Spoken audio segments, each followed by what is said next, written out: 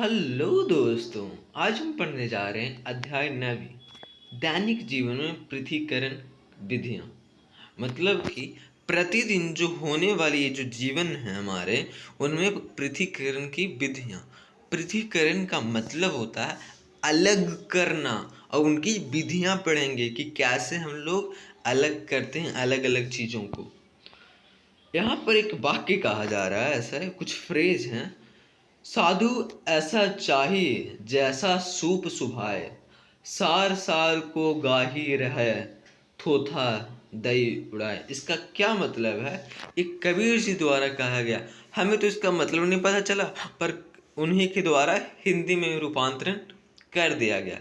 इसका यह मतलब है कि जिस प्रकार से सूप द्वारा अनाज रख भूसे को उड़ा दिया जाता है, उसी प्रकार सज्जन व्यक्ति गुणों को धारण कर दोषों का परित्याग करते हैं। हो, क्या बातें हैं, बहुत प्यारी बातें कह दी गई कि एक सज्जन व्यक्ति है जो अपने गुणों को धारण करके और दोषों का परित्याग करके एक अच्छे व्यक्ति बन जाना।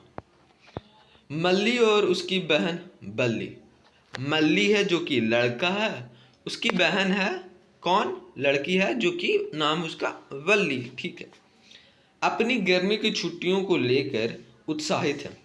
बहुत उत्साहित है कि भाई गर्मी की छुट्टियां मिल चुकी हैं हमें, अब तो हम मजे ही मजे करेंगे, कहीं जाएंगे, कुछ भी करेंगे, खेल करेंगे, कूद करेंगे, कुछ भी करेंगे, पता नहीं क्या क्या करेंगे। उनके माता पिता ने भारत के विभिन्न भागों में रह रहे अपने मित्रों और रिश्तेदारों से मिलने की योजना बनाई है। ओहो हो, उनके माता पिता बनाई हैं ये योजना कि हम ना अपने दोस्तों के घर जाएंगे मिलने उनसे, और अपने रिश्तेदारों के घर जाएंगे मिलने उनसे। ठीक है। हमारे माता पिता ये योजना बनाई है। ठीक है, बहुत बढ़िया। इससे बेहतर योजना ही नहीं हो सकती है। हालांकि खेलकूद हो सकता है, इससे अच्छी भी योजना। ओके। वे सदैव अपने मित्रों एवं रिश्तेदारों के संपर्क में रहते हैं। ओहो हो, मतलब हमेशा ऐसे बात करते ही रहते हैं। क्या आप भी अपने प्रियजनों के संपर्क में रहते हैं? क्या बता दीजिए, आप अपने प्रियजनों के संपर्क में रहते हैं जो आपके दिल के बहुत नज़दीक हैं? सभी मित्र, सभी रिश्तेदार जिनसे आप संपर्क में रहते हैं, बता दीजिए तनिक। उनका पहला पड़ाव हरियाणा है। ओहो हो, पहला पड़ाव कहाँ है? हरियाणा। ठीक है। जहाँ मल्ली और बल्ली की नानी जी का घर है। ठीक है। मल्ली और बल्ली की नानी जी का घर है, नानी घर हुआ। उनका घर बड़े बड़े खेतों से घिरा हुआ है। उनका घर बना हुआ है और चारों तरफ खेत ही खेत हैं, खेत ही खेत है। वे आंगन में जमा विभिन्न प्रकार के अनाजों की ढेरियां देखकर खुश हो जाती हैं। ये देखती हैं कि ओहो हो, देखो ना आंगन में कितने अलग अलग भिन्न भिन्न प्रकार के अनाजों की ढेरियां रखी हुई हैं। ये देख कर मल्ली और बल्ली खुश हो जाते हैं।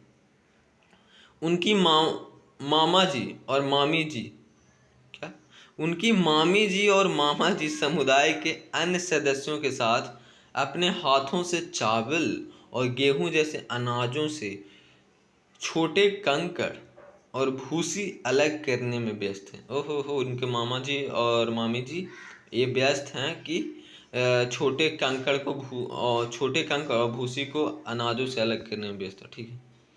मल्ली और बल्ली यह जानने के लिए उत्सुक हैं कि ऐसा क्यों किया जा रहा है। क्योंकि हम लोग तो अपने घरों में वैसे उतना ध्यान से दिए नहीं, और हम अपने नानी घर आए हैं तो ऐसा देख रहे हैं कि मामा जी और मामी जी ऐसा कर रहे हैं, पर ये क्यों ऐसा कर रहे हैं? उनकी नानी जी उनकी जिज्ञासा देखकर समझती है। हम इन कंकड़ों को इसलिए निकाल रहे हैं कि यह अनाज पकाने योग्य हो सके, हमारे खाने योग्य हो सके। ठीक है। वे घर के आसपास के क्षेत्र में घूमते हैं। ओहो हो, इधर मटक्का करते हैं, इधर से उधर जाते हैं, तड़िंग बिड़िंग करते हैं, घूमते हैं और खेतों तथा मवेशियों को देखते हैं। खेत देख रहे हैं, जमीन देख रहे हैं, ऐसे उन पे फसल उगे हुए हैं, और मवेशियों को देखते हैं। मवेशी कौन हो गए? जानवर हो गए हैं जो आपके घरों में होते हैं, गाय हो गए हैं, भैंस हो गए हैं, इन सारे मवेशियों को देखते हैं। बकरी हो गए हैं, बकरी हो गया, और फिर भेड़ भी कह सकते हैं, पर हर जगह भेड़ नहीं होते भी। अच्छा जी। उन्हें व्यस्त रखें, और बैल भी तो होते हैं, हाँ जी। उन्हें व्यस्त रखने के लिए नानी जी उन्हें आंखें बंद करके अनाज से छोटे कंकड़ चुनने की चुनौती देते हैं कि ये वो मल्ला वो क्या था, मल्ली और बल्ली थी ना, हाँ, लड़का था मल्ली और लड़की थी बल्ली। उन दोनों को नानी जी ये देख करके ना उनको चुनौती देते हैं कि बेटा जी आप लोग ना अपनी आंखें बंद कर लो, और ये जो अनाज है उनमें से ना छोटे आंकड़ अलग करो। अपने छोटे आंकड़ का अलग करो, आंखें बंद होनी चाहिए, उंगलियों के इस्तेमाल करके बिल्कुल पता चल जाएंगी। अनाज और कोई भी अलग प्रकार के छोटे कंकड़ अगर आए तो बिल्कुल पता चलेगा, और वैसे हटा दें। ठीक है। किसी ठोस मिश्रण, मिश्रण क्या मतलब है? वह पदार्थ जिसमें दो या अधिक पदार्थ मिले होते हैं, जैसे कि गेहूं और चावल। ठीक है, उसे मिश्रण कहते हैं। चाहे तो उसमें दो हो, कम से कम तो दो हो ही, और उससे ज़्यादा हो तो होता जाए तो वही मिश्रण कहलाता है। में से हाथ द्वारा छोटे कंकर और भूसी अलग करने की प्रक्रिया हस्तचयन कहलाती है। हस्तचयन क्या कहलाती है? आप अगर किसी भी मिश्रण में से हाथ द्वारा छोटे कंकड़ और भूसी अलग करने की प्रक्रिया हस्तचयन कहलाती है। हाँ, तो ये हस्तचयन कहला रही है अनाजों में से इन सारी चीज़ों को अलग करना, और इनसे अलग भी चीज़ें को अलग करना, वो भी हस्तचयन में ही कहलाएंगी। अभी तो अनाज के बारे में कह दिया गया कि अनाज है, उनमें छोटे कंकड़ हैं और भूसी हैं, तो उन्हें अलग कर, तो वो भी हस्तचयन में कहलाती हैं। और इससे और भी अलग अलग चीज़ें भी एग्जाम्पल्स हो सकती हैं, वो भी हस्तचयन में आ जाएंगी। यह कणों के आकार, रंग और आकृति के अंतर के आधार पर किया जाता है। ओहो हो, किन किन चीज़ों के अंतर पे? तो ये कणों के आकार, उनके आकार कितने बड़े हैं इन कणों के, रंग कैसे हैं, ठीक है, आकृति के अंतर के आधार पर, उनकी आकृति थोड़े से बेढब हैं तो उनको अलग कर दीजिए, रंग उनके बेढब हैं अलग कर दीजिए, उनके कणों के आकार अलग हैं तो उन्हें अलग कर दीजिए। यदि पृथक किया, इनमें से कोई भी एक गुण मिल गया तो हटा दीजिए। यदि पृथक किए जाने वाले कण कम मात्रा में हो और सहजता से उठाए जा सकते हो तो हाथ से छांटना एक सुविधाजनक विधि सिद्ध हो सकती है। बिल्कुल। दोपहर के खाने में, पर यही बात अगर जो हटाने वाली चीज़ जो क्या कहते हैं, जो पृथक किए जाने वाले कण ज़्यादा मात्रा में हो तो उसे अपने हाथों से हटाया जा सकते हैं क्या? अपने हाथों से चयन चयन वाली प्रक्रिया से, चयन पृथक्करण से हटाया जा सकता है क्या? तो नहीं, बिल्कुल। हाथ से चुन चुन के कितनों के चुनेंगे भाई, बहुत ज़्यादा अमाउंट में खुद है तो ठीक है। दोपहर के खाने में मल्ली और बल्ली को गर्मा गर्म पुलाव परोसा जाता है दोस्तों। ओके, गर्मा गर्म पुलाव, ठीक है। पुलाव खाते समय नानी जी देखती हैं कि मल्ली पुलाव में से साबुत काली मिर्च निकाल कर प्लेट के किनारे रख रहा है। मतलब देखो भाई, साबुत काली मिर्च क्या हो गया भाई? देखो, काली मिर्च जो हो गया, गोलकी को कहते हैं हम लोग, गोलकी को क्या कहते हैं? काली मिर्च। ठीक है, ठीक है। साबुत काली मिर्च निकाल के प्लेट के किनारे रख रहा है। चित्र 9.1 में देखिए, हर्षचयन यहाँ पे भाई कर रहा है, साबुत काली मिर्च को हटा रहा है क्योंकि उसे पसंद नहीं, इसलिए। वल्ली मजाक में कहती है, उसकी बहन मजाक में कहती है, वाह, यही हाथ से चयन करने की विधि है। अच्छी है ना नानी जी? उन्हें काली मिर्च के लाभ बताती है। नानी जी उन्हें काली मिर्च के लाभ बताती हैं और मल्ली को इसे भी खाने के लिए प्रोत्साहित करती हैं। जी हाँ, काली मिर्च अगर खाइएगा तो आपको खांसी है, आपको जुखाम है, तो वो ठीक हो जाएंगी। आपकी जो पाचन क्रियाएं हैं, जो अगर थोड़ा ज़्यादा आपको लगता है कि ऐसा प्रेशर देना पड़ता है आपके पेटों पे जब आपको ऐसा मल त्याग करते हैं तो उनमें बहुत सहयोग करेगा अगर आप ये खाते हैं। बड़ा आसानी से आपको पेट पे उतना बल नहीं देना पड़ेगा और आसानी से आपका ऐसा मल त्याग हो जाएगा, ठीक है। तो इसलिए काली मिर्च को भी खाएं, अच्छी चीज़ें हैं।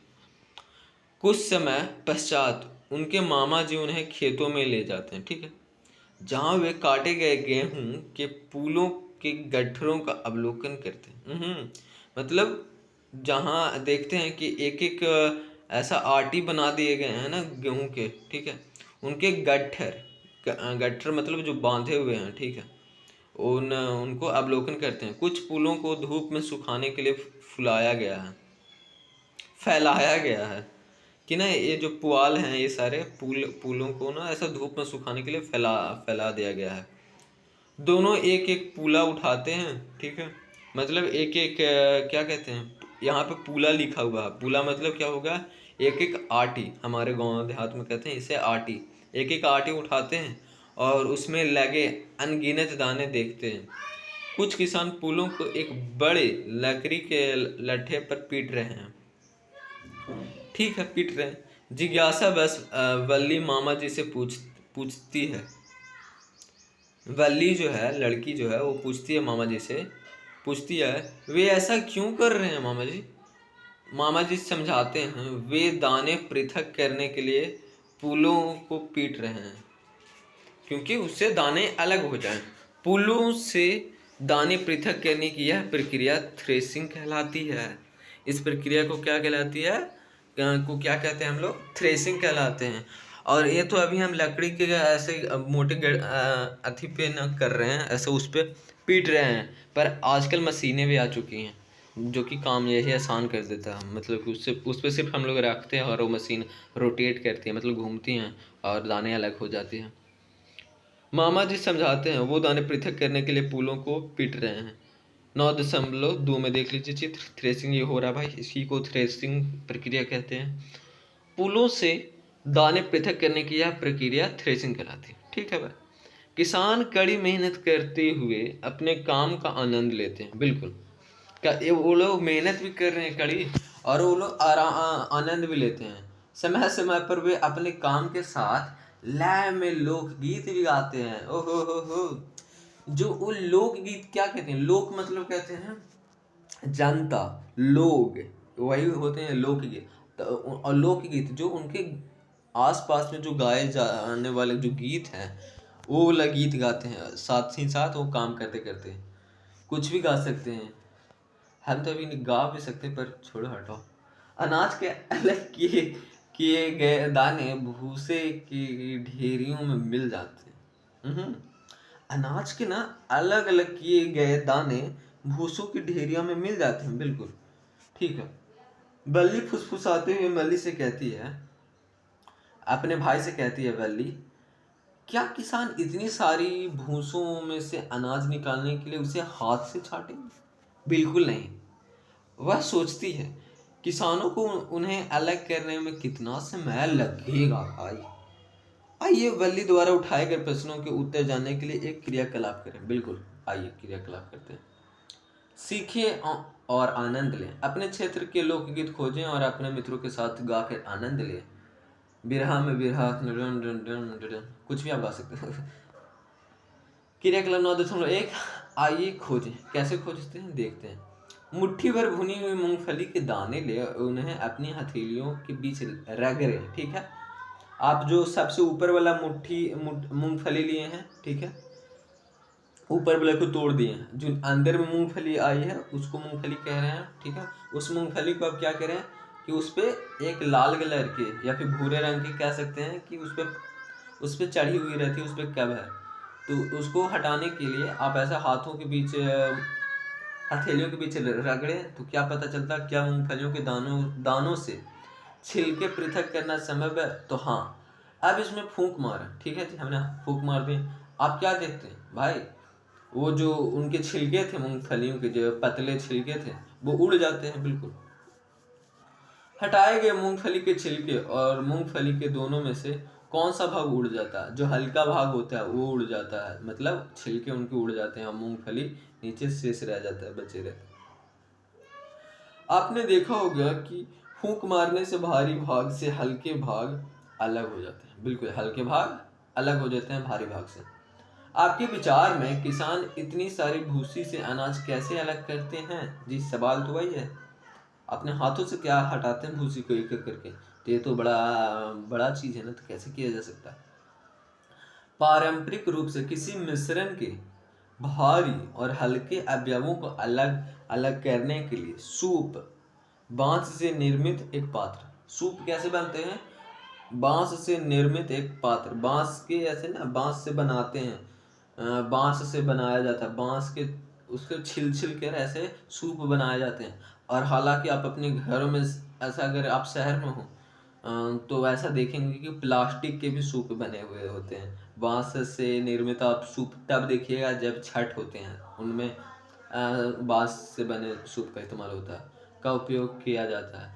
तभी तो लोग कहते हैं कि ऐसा, वो जो बांस के जो सूप बनाते हैं ना, वो बनाते हैं, वो बनाने वाले जो लोग होते हैं वो होते हैं हमारे यहाँ डोम होते हैं, डोम डोम लोग बनाते हैं। इसलिए कहते हैं ना कि हम लोग, हाँ, सारे हिंदू में ऐसे ना कि हर जाति को अच्छे मानते हैं। ये सिर्फ लेकिन कहने की बातें हो गई कि अच्छे मानते हैं। ओके, कि उनकी जब पूजा होती है तो उनकी बनाई गई सामग्री को भी इस्तेमाल करते हैं, जैसे कि सूप हो गया, डोम की बनाई हुई सामग्री को। और हालांकि वैसे उनसे अछूत मानते हैं कि उनसे छुआ ना जाए, पर अब ये सारी चीज़ें अब खत्म भी हो चुकी हैं, क्योंकि हमारे गांव में डोम भी है, तो उतना कोई ज़्यादा, उतना कुछ छूत उतना थोड़ा नहीं मानता, अब नॉर्मल हो गया थोड़ा, ठीक है।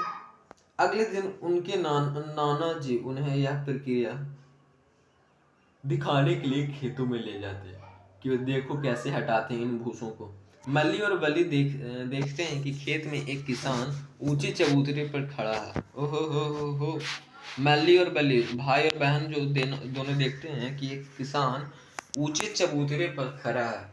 किसान उस सूप को, जिसमें थ्रेस किए गए गेहूं के दाने हैं, वायु की दिशा में हिला रहे हैं।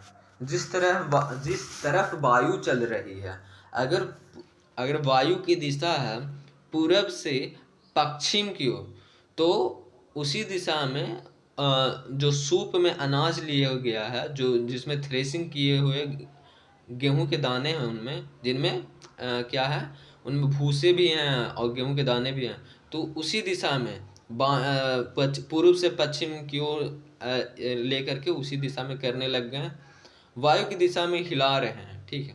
चित्र 9.4 से आप क्या निष्कर्ष निकालते हैं? देखिए, चित्र 9.4 ओसाई हो रहा है, इसको इंग्लिश में क्या कहते हैं, क्या इसको विनोइंग कहते हैं, ठीक है, जो कि यहाँ पे देवनागरी लिपि में लिखी हुई है विनोइंग, ठीक है। वायु की दिशा अगर आप देखें तो बाईं से दाहिनी ओर तरफ जा रही है, आप देखें तो सिर्फ, ठीक है। सूप इस तरफ है, ठीक है, भूसा भी उस वायु की दिशा में ही जा रही है, ठीक है। अनाज भारी होने के कारण वो उसी दिशा में नहीं जा रही है जिस तरफ हवा है, और वो नीचे जस्ट गिर जा रही है, ठीक है, ठीक है, ठीक है, ठीक है। तो हमने ये देखें, चित्र 9.4 से आप क्या निष्कर्ष निकालते हैं? जी हमने देख लिया। क्या गेहूं के दाने और भूसी दोनों अवश्य एक ही स्थान पर गिरते हैं? नहीं गिरते हैं भाई। जो भूसी होते हैं वो आगे गिरती हैं, और जो गेहूं के दाने भारी होने के कारण जस्ट सूप के नीचे गिरती हैं। गेहूं के दाने और भूसी में से कौन सा अवयव, मतलब कौन सा सबस्टांस, कौन सा पदार्थ उड़कर दूर चला जाता था? भूसी, क्योंकि वो हल्के होने के कारण वो दूर चल जाता। क्या पावन दो अवयवों को पृथक कर सकती है? हाँ, कर सकती है। जैसे तो अभी अभी हमने देख लिया अनाज को और भूसा को ऐसे अलग करते हुए ओसाई के माध्यम से, जिसको इंग्लिश में कहते हैं विनोइंग भी, और जो कि देवनागरी लिपि में विनोइंग लिखा हुआ भी है। मिश्रण में से भारी और हल्के अवयवों को हवा या फूंक मारकर पृथक करने की यह विधि ओसाई या विनोइंग कहलाती है, ठीक है। क्या आपने अपने घर पर इस प्रकार की प्रक्रिया होते हुए देखी है? हाँ जी, हमने देखी है। हालांकि अब तो हम लोग ये भी देखे हुए हैं कि इंसान वैसे करते हैं विनोइंग, और एक वो मशीन भी देखे हैं जिसमें ना विनोइंग करने का ज़रूरत ही नहीं पड़ता। एक में से जो अति क्या कहते हैं, वो जो थ्रेसर नहीं आते हैं, वो थ्रेसर ही काम कर देते हैं। ये वाला जो आप देख रहे हैं, ये तकनीक और भी जाने में यही वाला तकनीक देखा जाते हैं। वो आते, ये वाले आते हैं किसमें, ये आते हैं ट्रैक्टर्स के जो पीछे वाले डल्ले होते हैं, वो वाले डल्ले को हटा करके आगे वाला डल्ला से जो जोड़ा जाता है वहाँ पे जोड़ दिया जाता है और इसको अच्छा से ऐसा बैठा दिया जाता है, और उससे ये वाला फिट हो जाता है, ठीक है। और वही लेके आता है, ट्रैक्टर वाले भैया लेके आ जाएंगे इससे बांध करके, और ये वाला ऑन कर देंगे। ये वाला पेट्रोल से चलेगा या फिर डीजल से भी हो सकता है, पर ये पेट्रोल से देखे हमने, ठीक है। और एक तरफ से अनाज डालेंगे और एक तरफ से निकलता चला जाएगा, भूसा अलग हो जाएगा और अनाज अलग हो जाएगा, ऐसा होता है। मिश्रण में भारी और हल्के अवयवों को हवा या फूंक मार कर पृथक करने की यह विधि ओसाई विनोइंग कहलाती है। क्या आपने अपने घर पर इस प्रकार की प्रक्रिया होते हुए देखी है? जी हाँ, देखी है। और भी जाने, क्या जाने, देखिए पढ़ते हैं। तकनीकी विकास के परिणाम स्वरूप, जिस तरह से तकनीकी विकास हो रहा उसका परिणाम स्वरूप ये क्या देखे जाते हैं, उनके परिणाम देखे जाते हैं। थ्रेसर नामक थ्रेसिंग मशीनें निर्मित की गई हैं। ओहो हो, इन मशीनों का उपयोग पुलों से भूसी और अनाज के दानों को अलग करने के लिए किया जाता है। वो जो मोटे मोटे गट्ठे होते हैं ना, मतलब कि जो मोटे मोटे पुल होते हैं, मतलब आटियाँ जो होती हैं, उन आटियों से भूसी अलग और अनाज अलग। भाई साहब, जो चाहिए तुमको, भूसा चाहिए जानवरों के लिए, मवेशियों के लिए, वो अलग, अनाज आपको लिए चाहिए तो आपके लिए अनाज अलग। कितना अच्छी चीज़ें हैं ना, किए जाते हैं। ये मशीनें थ्रेसिंग और ओसाई दोनों कार्य एक साथ करती हैं, ठीक है जी, दोनों एक साथ करती हैं। थ्रेसिंग भी कर देती है, अनाज को अलग कर देती है, और ओसाई भी कर देती है, जिसमें से जो भूसी होती है वो भी अलग कर देती है। बिल्कुल, और भी जाने में पढ़ लिए हमने। और यहाँ पे एक चीज़ और कहा जा रहा था जो हमने पढ़े नहीं, चने की दाल में मुरमुरों की थोड़ी मात्रा मिल गई है। अच्छा, क्या आप हस्तचयन के अलावा किसी अन्य विधि से, ये मुरमुरों क्या है, ये मुरमुरों है ना, ये जो चावल के फूले हुए जो होते हैं ना, मतलब आप फरही कहिए, जो फरही होते हैं ना उसको कह रहे हैं मुरमुरों, ठीक है। तो चने की दाल में मुरमुरों की थोड़ी मात्रा मिल गई है। क्या आप हस्तचयन के अलावा आप हाथों से उन मुरमुरों को हटा दीजिए, मतलब वो फरही को हटा दीजिए, किसी अन्य विधि से इस मिश्रण को पृथक करने के विषय में सोच सकते हैं। बिल्कुल, चाल दीजिए उसको, चने की दाल को ऐसे चाल दीजिए, थोड़े से बड़े चलनी ले लीजिए, उसमें से चने जिससे पास हो सकते हैं वो वाला ले लीजिए, तो चलनी से चने पास हो जाएंगे, और जो बड़े मुरमुरे हैं वो पास नहीं हो पाएंगे, तो वो अटक जाएंगे, ठीक है। तो इस प्रकार से हम छाननी की विधि का इस्तेमाल कर सकते हैं, ठीक है। छाननी कहिए या फिर चलनी वाली विधि कहिए, ठीक है, ठीक है, ठीक है। अगले दिन मल्ली और बल्ली अपने पिताजी के मित्र घनश्याम भाई से मिलने जाने के लिए अहमदाबाद के लिए ट्रेन पकड़ते हैं। नाना नानी जी का घर हो चुका है, अब जाया जाएगा कहाँ? अब जाया जाएगा अहमदाबाद, उनके मित्र के यहाँ। क्या नाम है? घनश्याम। घनश्याम भाई के पास मिलने जाने के लिए अहमदाबाद के लिए ट्रेन पकड़ते हैं। अहमदाबाद मतलब गुजरात में। वली अपनी मामी जी से यात्रा के लिए मीठी पूरी बनाने का अनुरोध करती है। वो जो लड़की थी ना वली, वो अपनी मामी जी से कहती है ना कि मामी जी हम लोग ना अहमदाबाद जाने वाले हैं, यहाँ से नानी घर से अहमदाबाद, तो आप ना क्या कहते ना कि उसके लिए ना मीठी पूरी बना दीजिए ना हमारे लिए, ऐसा हम लोग खाएंगे रास्ते में, ठीक है। वली वली कहती है, क्या मैं गेहूं का आटा गूंथने में आपकी सहायता करूं मामी जी? तो मामी जी कहती हैं, आटे से कोई भी व्यंजन तैयार करने के लिए पहले हमें आटे में विद्यमान चोकर निकालना होता है, मतलब आटे में ना मौजूद चोकर निकालना होता है पहले। आटे से कोई भी चीज़ भी व्यंजन तैयार करने उससे पहले। वली कहती है, हम इसे कैसे करते हैं, मतलब कि ये चोकर कैसे निकालते हैं?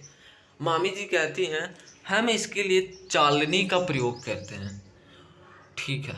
मतलब जो आपके घरों में जो चालनियाँ डाली हुई रहती है ना, आटे की क्या कह सकते हैं, जिनमें आटे होते हैं, उनमें बोगियों में चालन से आटे के बारीक कण चालनी के छिद्रों से निकल जाते हैं, जैसा कि चित्र 9.5 में दिखाया गया है। बड़े कण जैसे चोकर और छोटे कंकड़ चालनी में रह जाते हैं। ध्यान से चालनी का अवलोकन करें। ठीक है जी। बड़े कण जैसे चोकर और छोटे कंकड़ चालनी में रह जाते हैं और बाकी आटे जो होते हैं नीचे चले जाते हैं। ठीक है। ध्यान से चालनी का अवलोकन करें। ठीक है, देखते हैं ध्यान से। क्या चालनी के सभी छिद्र एक ही आकार आकार आकार के हैं? हाँ। यदि चालनी में छिद्र पदार्थों से बड़े हों तो क्या छानना प्रक्रिया कम कम करेगी? नहीं, छानना प्रक्रिया कम करेगी। हाँ, सही बात। क्योंकि वो कम चीज़ों को छानेगा और ज़्यादा चीज़ों को नीचे ही डाल देगा अगर उनके बड़े हो गए छेद तो। चालनी से ये सिर्फ हम बात कर रहे हैं आटा चालनी की विधि में। चालनी से गुजरने वाले कणों और चालनी पर रहने वाले कणों के आकार में क्या अंतर होता है? क्या कहे जा रहे हैं? चालनी से गुजरने वाले कणों और चालनी पर रहने वाले कणों में आकार में क्या अंतर होता है? जी हाँ, होता है। जो बड़े आकार के होते हैं वो ऊपर रह जाते हैं, छोटे आकार के रहते हैं कण जो नीचे आ जाते हैं। जब दो या दो से अधिक ठोसों के, यहाँ पे कण क्यों कहे जा रहे हैं? ये पूरे अथी के लिए, चालन विधि के लिए कहा जा रहा है, ऐसा छानना विधि के लिए कहा जा रहा है। ठीक है। किसी एक सिर्फ आटा के लिए चालने के लिए नहीं कहा जा रहा। ठीक है। चालना हो गया जो कि एक विधि हुआ, उस पूरे विधि को क्या कहते हैं? छानना कहते हैं। ऐसे जब दो या दो से अधिक ठोसों के मिश्रण के अवयवों के कणों के आकार भिन्न होते हैं तब चालन की विधि का उपयोग किया जाता है। ओहो हो, तब वो चालन की विधि का उपयोग किया जाता है। क्या आपने कभी निर्माण स्थलों पर रेत से कंकड़ और पत्थर अलग करने के लिए चालनी का उपयोग होते देखा? जी, हमने बिल्कुल देखे हैं। जब आपके घर बन रहे होंगे, निर्माण हो रहा होगा घर का, तो आपने ये देखे होंगे कि ऐसे जब प्लास्टर होते हैं आपके घर, तो जो मिस्त्री जो होते हैं, वो घर बनाने वाले जो एक्सपर्ट होते हैं, वो कहते हैं ना, पहले ना आप बालू को ना चाल लीजिए, वो जो रेत है उस बालू को ना ऐसा चाल लीजिए, क्योंकि उनमें कंकड़ नहीं होने चाहिए, बड़े कोई भी कंकड़ नहीं होने चाहिए। ठीक है, तो बिल्कुल। और जब आपकी ईंट भी जोड़े जाते हैं आपके घर के निर्माण के लिए, तो उसमें भी कहते हैं कि ना बालू को चाल के ही दे, इनमें आंकड़ ना होना चाहिए, ऐसे कंकड़ हटा देना चाहिए, हटा दो। जब चालन की विधि का उपयोग किया जाता है। ठीक है, चालन की विधि का उपयोग ठीक हो गया। अहमदाबाद पहुंचने पर वे घनश्याम भाई के साथ साबरमती आश्रम जाते हैं। ओहो हो, साबरमती आश्रम, जहाँ वे नमक सत्याग्रह दांडी यात्रा के बारे में जानने जाते हैं। बिल्कुल। ये जो अहमदाबाद की जो साबरमती आश्रम है, साबरमती आश्रम जो स्थित है, वो जो फेमस है ना, वो बहुत ही प्यारा एक सत्याग्रह हुआ था जिसका नाम था साबरमती। दांडी मार्च यात्रा हुई थी ना, और यहाँ पर ही खत्म हुई थी, तो यहाँ पर ही एक आश्रम बना दिया गया था उसके, ये और उसी तट पर, तो इसीलिए वो इसीलिए वो साबरमती आश्रम वहाँ पर फेमस है, मतलब इतना प्रसिद्ध है। करने के लिए कुछ और, साबरमती आश्रम किस लिए प्रसिद्ध है? नमक बनाने के लिए। दांडी यात्रा का एक पोस्टर बनाएं और चर्चा करें कि इस यात्रा का आयोजन क्यों किया गया था। यह आयोजन ब्रिटिश ने नमक पर टैक्स लगा दिए थे, तो उस टैक्स को ऐसा जैसे कि वो लोग नमक पर टैक्स लगा दिए थे, तो महात्मा गांधी ने ऐसा किए कि हम लोग ये टैक्स को हटाना चाहते हैं। तो कैसे हटेंगे? वो लोग खुद से अपना, ये जो गांधी जी हुए और उनके फॉलोअर्स हुए जो उनके ऐसा जो उन्हें मानते थे, ठीक है, वो उनके साथ गए पीछे पीछे, और ऐसा हुआ कि उनके साथ ही गए थे पीछे पीछे, मतलब कि उनके साथ ही थे, बस ये नेतृत्व कर रहे थे गांधी जी। और ऐसा किए कि हम ना ऐसा हम लोग खुद से अपना नमक बनाएंगे, हम आपका फिर नमक नहीं लेंगे और जो जिस पे आपने टैक्स लगा रखे। हालांकि अगर आज की बात किया जाए तो हमारे यहाँ जो हमारे प्राइम मिनिस्टर हैं वो भी टैक्स लगा रखे हैं बहुत सारी सामानों पे, तो ये ब्रिटिश से कम नहीं है वैसे, क्योंकि हर सारी चीज़ों पे टैक्स लगा रखी है। अगर आपको यहाँ कहीं एक जगह से दूसरे जगह जाना है और आपके पास गाड़ी है खुद का, टू व्हीलर नहीं हो, आपके पास फोर व्हीलर हो, तो क्या आपको पैसे देने पड़ते हैं? तो हाँ, देने पड़ते हैं। अब टोल टैक्स प्लाजा आ चुके हैं, तो वहाँ पे आपको पैसे देने पड़ते हैं, जो कि क्या रोड के लिए कभी भी आपको टैक्स देने नहीं होते। रोड होते हैं सरकार के अंदर आते हैं। तो आपको कहीं जाने के लिए कुछ बनाया गया है तो वो सरकार के द्वारा बनाया जाता। पर आजकल ऐसा है कि नहीं, आपको यहाँ से जाना है तो पैसे देने पड़ेंगे, वो सरकार के पे नहीं है। वो अडानी जी ले लिए हैं, और अडानी जी कहते हैं ऐसा कि अगर आपको हम ये वाला रास्ते से जाना है जो बहुत चौड़ा है और जो बहुत प्यारा अच्छा से बनाया गया है, ये वाले ना, तो आपको क्या करना पड़ेगा, आपको पैसा देना पड़ेगा इस रास्ते से अगर जाना है तो। नहीं तो आप न जाइए इस रास्ते से, ऐसा है कहा वो। जो कि ये भी है जो ब्रिटिश के ही जैसा है, ये जो शासन है जो नरेंद्र मोदी जी का है, ऐसा ऐसे। तो ये भी वैसा ही है, इन्हें हटाना बड़ा जल्दी ज़रूरी पड़ेगा। और बहुत सारे टैक्सेस आ चुके हैं, ठीक है। इससे हटते हैं, मली पूछता है नमक कहाँ से प्राप्त होता है। मल्ली पूछता है, उसका भाई पूछता है नमक कहाँ से प्राप्त होता है। तो समुद्र जल से, घनश्याम भाई उत्तर देते हैं, समुद्र जल से। समुद्री जल पानी में घुले विभिन्न लवणों मतलब सॉल्ट मतलब नमक एवं अन्य पदार्थों का मिश्रण है, ठीक है। और भी अलग अलग पदार्थ जो होते हैं उनका मिश्रण है, ठीक है। नमक प्राप्त करने के लिए समुद्र का जल उथले गड्ढों में रखा जाता है। उथले मतलब वो ज़्यादा गहरे नहीं होते हैं गड्ढे, तो ठीक है, मतलब नॉर्मल गड्ढे हैं, उनमें रखा जाता है जहाँ यह धूप और हवा के संपर्क में आता है, ठीक है। धूप के भी संपर्क में आ रहा है, सनलाइट प्रकाश के भी संपर्क में आ रहा है, और हवा तो आ ही रहे। कुछ दिनों में जल पूरी तरह से वाष्पित हो जाता है और ठोस नमक शेष रह जाता है।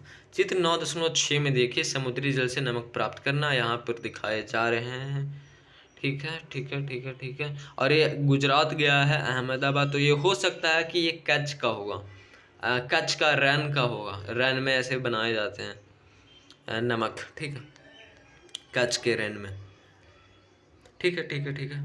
फिर लेबन के इस मिश्रण को शोधित कर साधारण नमक प्राप्त किया जाता है। साधारण नमक मतलब जो आपके घरों में इस्तेमाल किए जाते हैं, और उनमें आयोडीन भी डाले जाते हैं अलग से, तब ये सही नमक होते हैं। आयोडीन युक्त नमक, आयोडीन का असर डाले जाते हैं, ठीक है ठीक है। इनका जो फॉर्मूला सोडियम क्लोराइड कहते हैं, NaCl कहते हैं, ठीक है। साधारण नमक का फॉर्मूला होता है NaCl मतलब सोडियम क्लोराइड। फिर लेवन के इस मिश्रण को शोधित कर, ठीक है, साधारण नमक प्राप्त किया जाता है, ठीक है। इसको शोधित करके इन्हें अच्छे से करके फिर इन्हें प्राप्त किया जाता है। करने के लिए कुछ और क्या है, करने के लिए कुछ और, भारत में उन जलाशयों के विषय में पता लगाए हैं जिनमें साधारण नमक पाया जाता है। इसका एक स्रोत राजस्थान में सांभर झील है, बिल्कुल राजस्थान में सांभर झील है। गुजरात के कच्छ रन में क्या कहते हैं, कच्छ में जो है, गुजरात के कच्छ में भी नमक ऐसा बनाए जाते हैं। वेस्ट बंगाल के चिल्का झील में भी बनाए जाते हैं। और भी जो आपके क्या वेस्टर्न मतलब कि पश्चिमी हमारे भारत के ओर भी बनाए जाते हैं तट पर। आइए हम स्वयं क्रियाकलाप करके पता लगाएं कि नमक के विलयन मतलब नमक के घोल से नमक को कैसे अलग कर सकते हैं। नमक के घोल से नमक को कैसे अलग कर सकते हैं। क्रियाकलाप 9.2, आइए अवलोकन करें और रचनात्मक बने। आइए उनका जांच पड़ताल करें और थोड़े से रुचिकार बनते हुए ऐसे देखें, रचनात्मक बने। एक कटोरी या कोई भी पात्र लें और उसे जल से आधा भरें, ठीक है। जल से आधा भर लिए, एक कटोरी लिए, जल से थोड़ा सा आधा भर लिए, उसमें 2 से 3 चम्मच नमक डालें। 2 से 3 चम्मच नमक डाल दिए, तो हमने 3 चम्मच नमक डाल दिए, और तब तक हिलाते रहें जब तक वह घुल कर विलयन न बना ले, मतलब वो पूरी तरह से घुल जाए और वो नमक हमें दिखे भी ना, ऐसा घुल जाए। एक काले या गहरे रंग का मोटा कागज का टुकड़ा लें और उस पर नमक के इस विलयन की कुछ बूंदें डालें। आप क्या करें कि एक काले रंग का लीजिए या फिर एक गहरा मतलब गहरे रंग का मोटा कागज लीजिए, उस पर क्या कर दीजिए ना कि आप इस नमक के विलयन से कागज़ पर अपने पसंद की कोई भी कलाकृति बना से। आप यहाँ पे देखिए, ग में मछली बनाए हुए हैं, ख में एक अमीबा जैसा बनाया हुआ है, और वही क है वो भी बनाया गया है। वो अब दिखा रहा है सूखने से पहले, सूखने के बाद। और ग है जो कि कलाकृति बता रहा है कि ऐसे देखो, ये ऐसे ही है, कलाकृति सूखने से पहले है।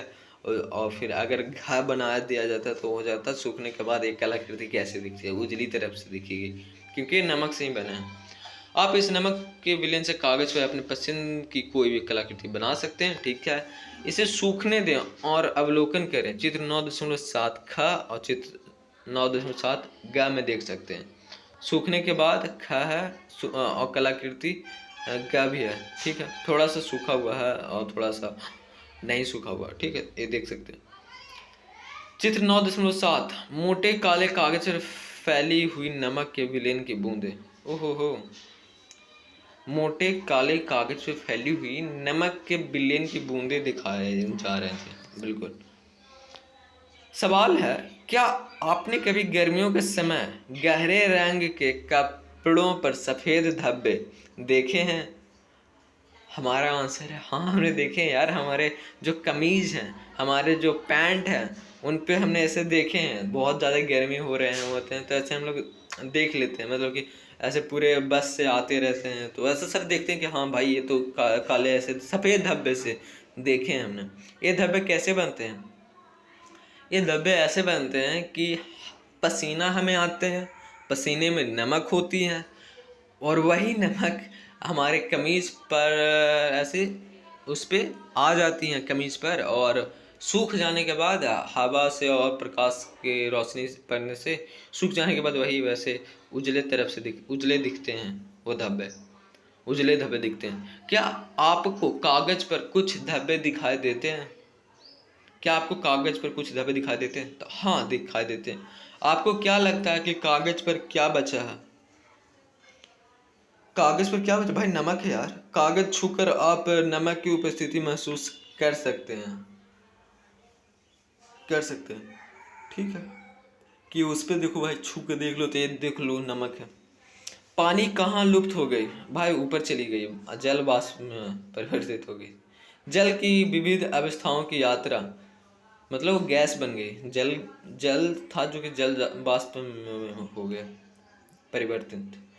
जल की विविध अवस्थाओं की यात्रा नामक अध्याय का स्मरण करें। जी बिल्कुल, हमने अभी अभी स्मरण भी कर लिया और बता भी दिए। आइए उत्तर प्राप्त करने के लिए आगे जांच करें। ठीक है, क्या आप जानते हैं, आपको यहाँ पे बताया जाएगा कि ऐसा समग्र स्वास्थ्य और चिकित्सा की पारंपरिक भारतीय प्रणाली आयुर्वेद में उपचार के लिए, उसकी मतलब कि सही से उपाय करने के लिए, उस आपका सही कर देने के लिए, उपचार करने के लिए जड़ी बूटियों या पौधों के भागों का उपयोग करने की सलाह दी जाती थी। प्रायः इन सामग्रियों जैसे विभिन्न औषधीय पौधों की जड़ों, पत्तियों, फूलों या बीजों को छाया में सुखाते हैं। इस प्रक्रिया में अतिरिक्त जल का वाष्पीकरण हो जाता है। जी बिल्कुल, हम लोग इसे धूप में ऐसे सुखा देते हैं, मतलब कि धूप में नहीं सुखाते हैं, छाया में ही सुखाते हैं। किन किन चीज़ों को?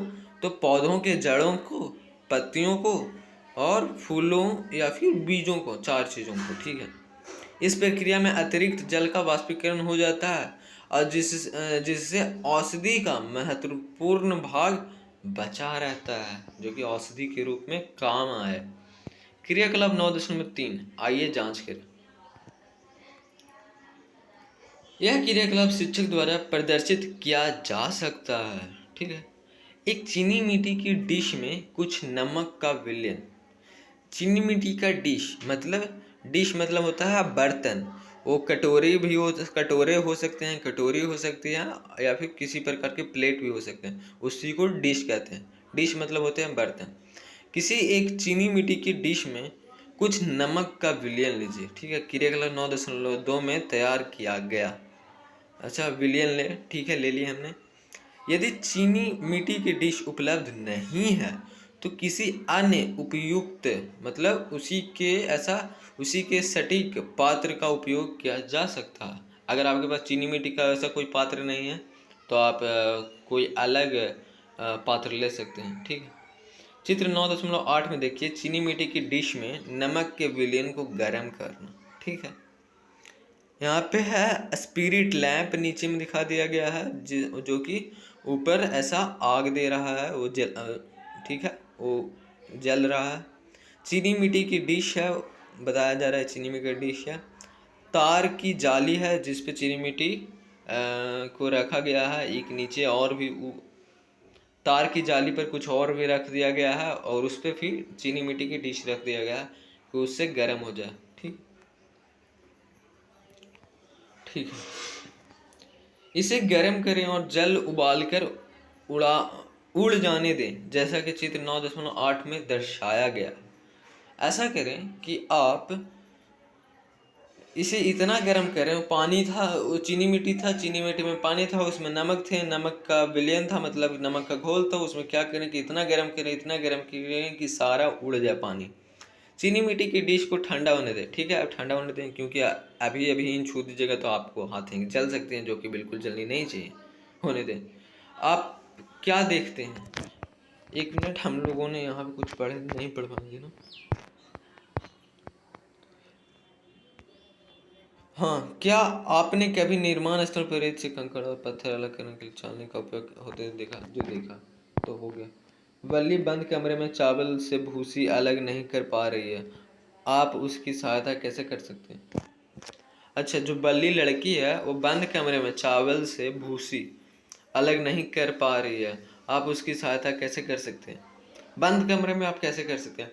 फूक मार मार के हटा दीजिए, फूक मारिए आप उसको, या फिर वैसे एक कूट ले लीजिए, कूट को आप अपने हाथों से पकड़ लीजिए, या फिर ऐसे चीज़ ले लीजिए जो कि ठोस हो और वो पतली हो, वैसे आप हौंक कर, जैसे गर्मियों में आप अपने अपने लिए हौंकते हैं, तो हौंक कर सकते हैं। ठीक है।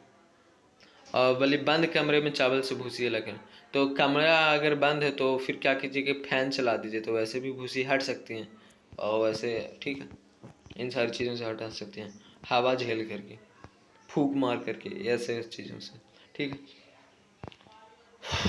तो ठीक है, हमने यहाँ तक पढ़ी। चीनी मिट्टी की डिश को ठंडा होने दें, बिल्कुल। आप क्या देखते हैं, चीनी मिट्टी की डिश में क्या बचा? नमक। क्या आपको नमक वापस प्राप्त हुआ? हाँ। आप चीनी मिट्टी की डिश में नमक की उपस्थिति को अपनी उंगलियों में रगड़ के महसूस कर सकते हैं। बिल्कुल। सावधानी ये बरतनी है कि चीनी मिट्टी की डिश को गर्म करते समय सावधान रहें। ठीक है। जब चीनी मिट्टी को गर्म कर रहे हो ना, तो ऐसे थोड़ा सावधान रहें बेटा जी। ये जो है मल्ली, वो पूछ रहा, ऐसा सोच रहा कि क्या कोई ऐसी विधि है जिससे मैं नमक और पानी दोनों प्राप्त कर सकता हूँ? हाँ भाई, कर सकते हो। उसका उत्तर तुरंत उसके दाहिनी ओर ही दिख रहा। चित्र का अवलोकन करें। क्या यह प्रश्न का उत्तर देता है? हाँ, देता है। क्या आप इससे संबंधित प्रक्रिया का नाम बता सकते हैं? जी हाँ, बिल्कुल बता सकते हैं। यहाँ पर एक है जो कि क्या कह सकते हैं, यहाँ पे एक चढ़ा हुआ है जिसमें सुराही वाला जैसा कुछ है। ठीक है। जो आपको चाय स्टॉल पे दिख जाएंगे, वो गैस स्टोव पे चढ़े हुए हैं, उससे जो भाप निकल रहे हैं, भाप ऊपर जा रहे हैं, फिर पानी बन जा रहे हैं। तो ये पहले जो हो रहा है, जल से जल वाष्प बन जा रहा, और जल वाष्प से फिर संघनन हो जा रहा है, फिर वही मतलब कंडेंसेशन हो जा रहा है। हवा, जो ये गर्म हवाएं ऊपर जाके टकरा रही हैं ऊपर रखी हुई प्लेट से। ठीक है। फिर वही प्लेट से उसके बाईं ओर, और भी ज़्यादा बाईं ओर, ठंडी ठंडी प्लेट की ठंडी चीज़ें हैं, मतलब कि ठंडी क्या कह सकते हैं, ठंडी सतह है। ठंडी सतह पर यही यहाँ पर संघनन होकर के जल वाष्प द्रव में बन जाते हैं उसी के रूप में। तो और वो नीचे भारी जब ज़्यादा हो जाती हैं बूंदें उनकी, तो ये आपके एक कंटेनर में जमा हो जाएंगी, तो यही जल वाष्पीकरण हो रहा है। ये जल वाष्प से संघनन हो गया, जल से जल वाष्प में ऐसा परिवर्तित हुआ, जल वाष्प से फिर से जल में आ गया। ठीक है, संघनन के माध्यम से। ठीक है, हमने ये सारी जान ली। अब समय आ गया कि मल्ली और बल्ली दक्षिण भारत के पुडुचेरी में रहने वाले अपने दादाजी और दादी जी से मिलने जाए। ओहो हो। सबसे पहले एक गए थे नाना नानी जी के घर हरियाणा। फिर दूसरी बार गए पापा के ऐसे घर गए थे। पापा के मित्र यहाँ घनश्याम भाई के यहाँ अहमदाबाद गए थे, वहाँ से ट्रेन से लेकर के। और अब ये लोग जा रहे हैं मल्ली और बल्ली दक्षिण भारत के पुडुचेरी में, जहाँ दादाजी और दादी जी रहते हैं। ठीक है। वे अपने पुराने पड़ोसी मित्र बालन से मिलने के लिए उत्साहित हैं। और ये जो मल्ली और बल्ली हैं, जहाँ दादाजी और दादी जी रहते हैं पुडुचेरी में, वहाँ उनके बहुत पुराने दोस्त हैं। मतलब बहुत जब छोटे थे तो इनके दोस्त थे, तो उनसे भी ये मिलने के लिए बहुत उत्साहित है कि हम लोग उनसे मिलेंगे। पुडुचेरी पहुंचने के बाद वे पुराने समय की बातें याद करने लगते हैं और उन्हें पता ही नहीं चलता कि शाम हो गई और दादी जी की चाय का समय हो गया है। क्या बात की। अब समय आ गया कि मल्ली और बल्ली दक्षिण भारत के पुडुचेरी में रहने वाले अपने दादाजी और दादी से मिलने जाए हुए अपने पुराने पड़ोसी मित्र पालन से। ठीक है, ठीक है। पुडुचेरी, ठीक है। वे पुराने समय की बातें याद करने लगते हैं और उन्हें पता ही नहीं चलता कि शाम शाम हो गई और दादी जी के चाय का समय हो गया। ठीक है। दादाजी कहते हैं, मैं आपके लिए चाय बनाता हूँ। ओहो, दादाजी दादी जी के लिए चाय बनाने के लिए कहते हैं। ऐसा दादी जी को चाय पीने का रहता है शाम में, तो ऐसा दादी जी कह रहे हैं ना, तो मैं आपके लिए ना चाय बना देता हूँ। बच्चे कहते हैं, हम भी आपकी सहायता करेंगे दादाजी, दादी जी के लिए चाय बनाने में। चाय बनाते समय दादाजी ने एक कप चाय बनाने के लिए तरीके के बारे में कुछ सुझाव दिए कि कैसे बनाए जाते हैं चाय। बालन कहता है, चाय बनाने के बाद आप चाय की पत्तियों को कैसे अलग करते हैं? बालन कहता है, चाय बनाने के बाद आप चाय की पत्तियों को कैसे अलग करते हैं? जो चाय पत्ती होती है ना, चाय पत्ती कैसे बनती हैं? वो चाय की पत्तियां ही होती हैं, जिनको अलग अलग प्रक्रिया से वैसे छोटे छोटे दाने जो दिखते हैं, वो चाय की पत्तियां ही हैं। वो कोई अलग चीज़ें नहीं है, वो चाय की पत्तियां ही हैं। बस उसे बहुत सारी प्रक्रियाओं से गुजर के जाना पड़ता है, तो वो ना ऐसा का छोटी बन जाते हैं। और मतलब कि वैसे सिकुड़ के वैसे छोटी सी बन जाती हैं और छोटी छोटी भागों में विभाजित हो जाती हैं। ऐसा चाय की पत्तियां ही चाय पत्ती हैं। चाय बनाते समय दादाजी ने एक कप चाय बनाने के तरीके में बालन को सुझाव दिया। बालन कहता है, चाय बनाने के बाद आप चाय की पत्तियों को कैसे अलग करते हैं? दादाजी कहते हैं, स्पष्ट है, चालनी के द्वारा। आप जानते हैं कि यदि हमारे पास चालनी नहीं है, चालनी के द्वारा आप कर सकते हैं, मतलब जो चाय छन्नी होती है वो उससे कर सकते हैं, छानने की विधि से। यदि हमारे पास चालनी नहीं है, चालनी मतलब ये नहीं होता है कि आटा चालने वाला। चालनी मतलब होता है किसी भी प्रकार के चालनी, जिससे एक भारी आकार, मतलब किसी अलग आकार के पदार्थ अलग हट जाएंगे और उससे छोटे आकार के पदार्थ नीचे चले जाएंगे, जो कि उसे छान लिया जाएगा। ऐसा होता है। चालनी नहीं है तो हम अधिकांश चाय की पत्तियों को अलग कर सकते हैं। बली कहता, वह कैसे? दादाजी कहते हैं, चाय वाले बर्तन, मतलब जो पात्र को, चाय वाले जो पात्र है को कुछ समय के लिए स्थिर छोड़ दो, मतलब उसे हिलाओ डुलाओ मत, बस उसे शांत छोड़ दो और फिर चाय को धीरे धीरे कप में उड़े ले। ठीक है, चित्र 9.9 में जैसे दिखाए गए हैं। ठीक है, ये चित्र 9.9 है यहाँ पर। ठीक है। निस्तारण, इस विधि को कहते हैं निस्तारण, चित्र 9.9, जहाँ पे चाय की पत्ती पीछे है और चाय आगे आ रही है। ठीक, बिना बिना चलनी का इस्तेमाल किए हुए, बिना छन्नी का इस्तेमाल किए हुए। अच्छा, निस्तारण प्रक्रिया का उपयोग चावल और दालों को छाने और साफ करने में भी किया जाता है। हाँ, जब हम अपने घरों में चावल को ऐसा धोते हैं ना, दालों को धोने और साफ करने में किया जाता है, तो हाँ, तो ऐसा, हाँ, जैसे कि दाल अगर धोना है तो ऐसा दाल को भी धो दिए और ऐसे करके पानी अलग हो गया, दाल पीछे बच गए, तो ठीक है। और चावल में भी चावल को धो रहे हैं तो चावल पीछे है, पानी आगे गिर जाती है। ठीक है, ठीक है, ठीक है, ठीक। ये भी निस्तारण की विधि में आती है। ठीक। वली कहता है वह कैसे, तो दादाजी कहते हैं चाय वाले बर्तन पात्रों को कुछ समय के, ठीक है ये देख लें तो चित्र नौ सुनना। वली कहता है अरे हाँ, और तब चाय की पत्तियां नीचे रह जाएंगी।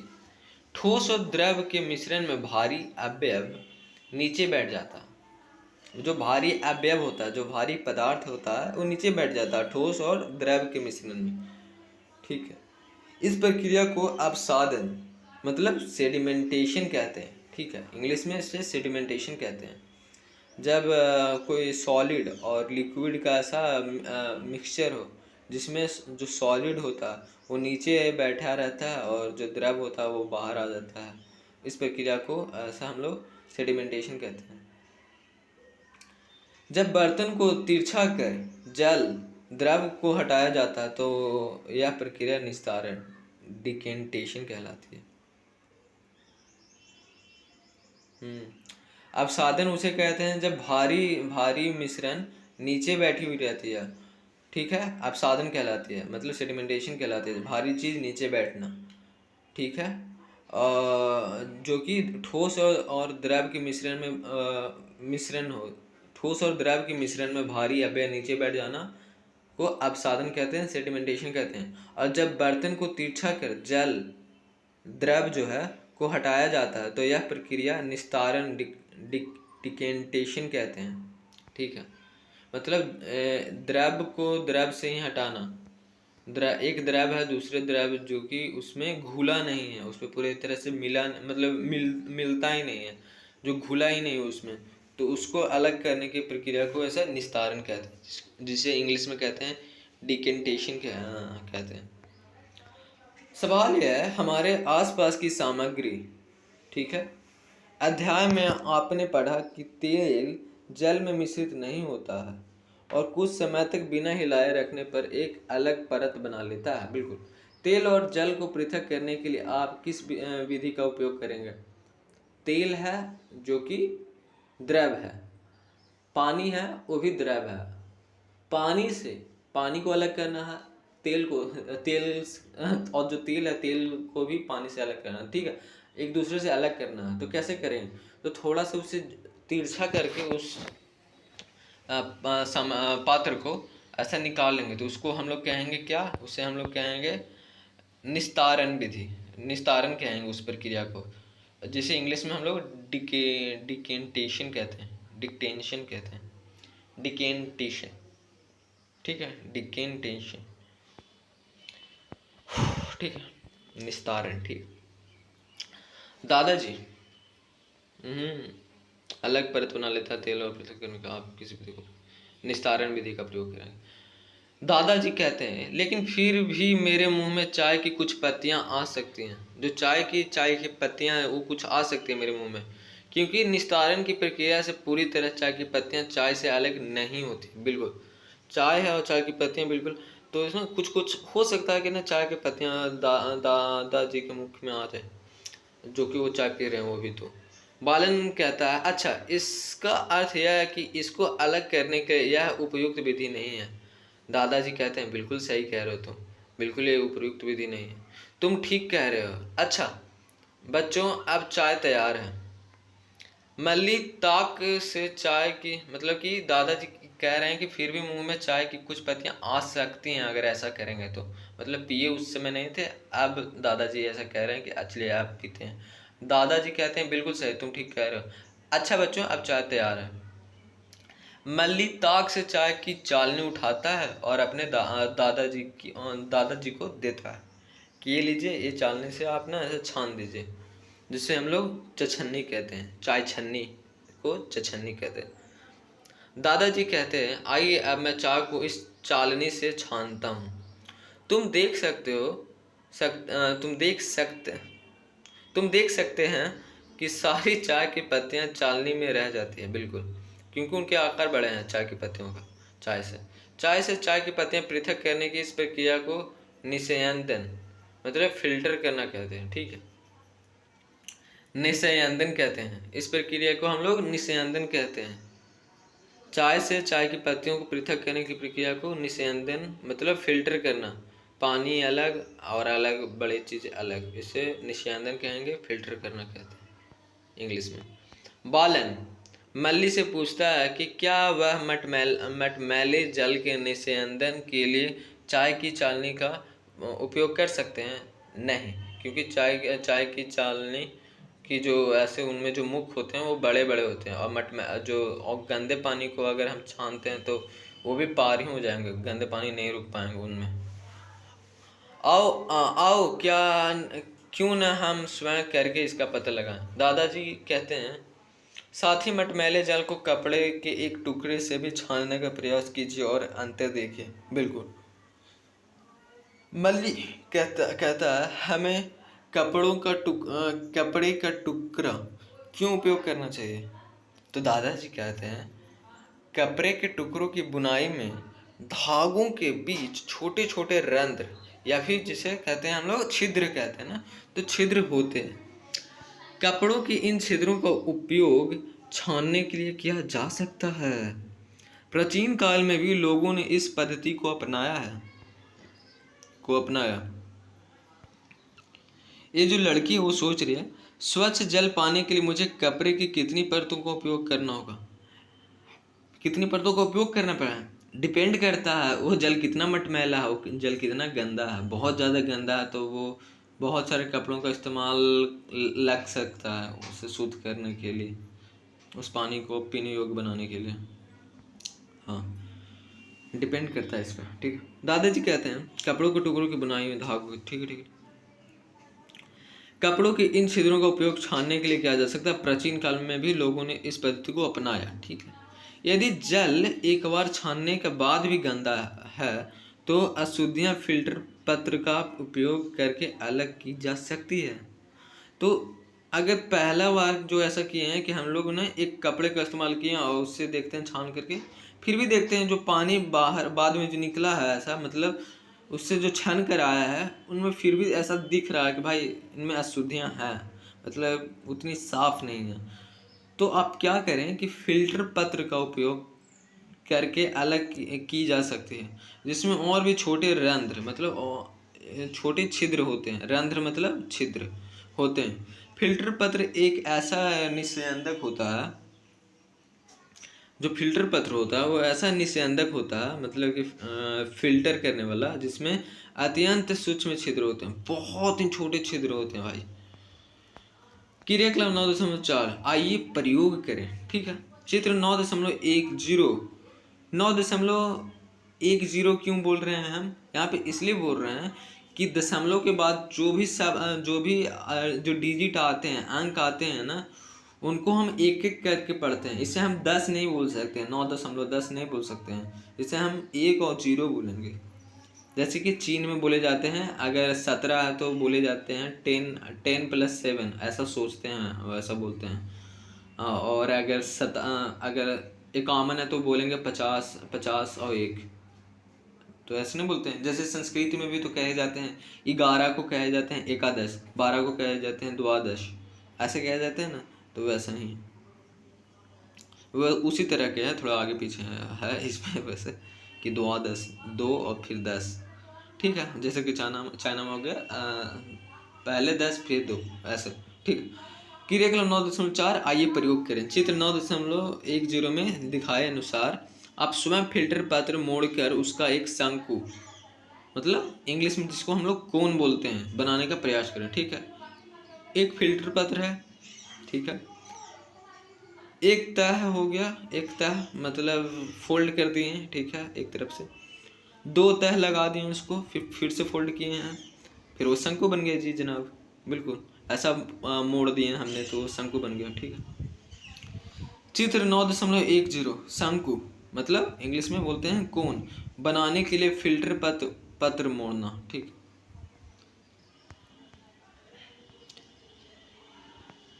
ठीक है।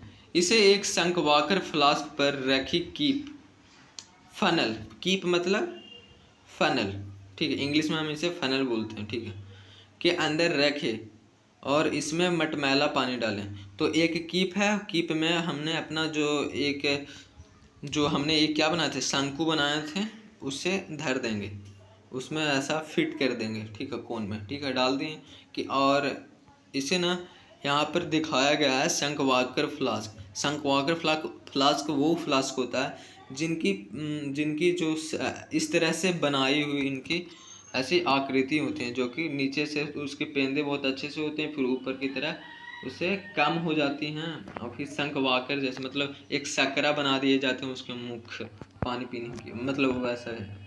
ठीक है, तो पतले बना दें तो वे संकरा बना दिए गए हैं, इसलिए इसको इस फ्लास्क को कहते हैं शंक्वाकर फ्लास्क। ठीक है, इसके मुख ऐसा क्या है, संकरा, इसे संकरा कहते हैं, इसे शंकरा है तो ऐसा शंक्वाकर कहते हैं। सकरा सकरा है इसीलिए इसे शंक्वाकर कहते हैं। इसे एक शंक्वाकर फ्लास्क पर रखी कीप फनल के अंदर रखें और इसमें मटमैला पानी डालें। चित्र थोड़ा एक निस्यंदन फिल्ट्रेशन। निस्यंदन को इंग्लिश में क्या कहते हैं? फिल्ट्रेशन, निस्यंदन। ठीक है, और निस्तारण क्या है? निस्तारण वो है जिससे आप तेल और पानी अलग कर सकते हैं। आपने क्या अवलोकन किया? और निस्तारण वो भी है जिससे अगर चाय पत्ती को बिना चालनी का इस्तेमाल किए हुए चाय पत्ती को चाय से अलग करना, और क्या कह सकते हैं, गेहूं धोना, और क्या कह सकते हैं, चावल धोना, और क्या कह सकते हैं तो चने धोना, और क्या कह सकते हैं तो दाल धोना। ठीक है, ये सारे निस्तारण था, और निस्यंदन ये हो गया। ठीक है, फिल्ट्रेशन हो गया। आपने क्या अवलोकन किया? क्या मिट्टी के कण फिल्टर पत्र से होकर निकल जाते हैं? नहीं निकल जाते हैं। कीप से निकलने वाला जल शंक्वाकर फ्लास्क में एकत्रित हो जाएगा। कीप से निकलने वाला जल शंक्वाकर फ्लास्क में एकत्रित हो जाएगा। हाँ, आपको फिल्टर पत्र पर अपशेष के रूप में मिट्टी और शंक्वाकर फ्लास्क में निस्यंदन के रूप में स्वच्छ जल मिलेगा। बिल्कुल सही। शंक्वाकर फ्लास्क में निस्यंदन के रूप में, फिल्ट्रेशन के रूप में स्वच्छ जल मिलेगा, बिल्कुल। और फिल्टर पत्र पर क्या मिलेंगे?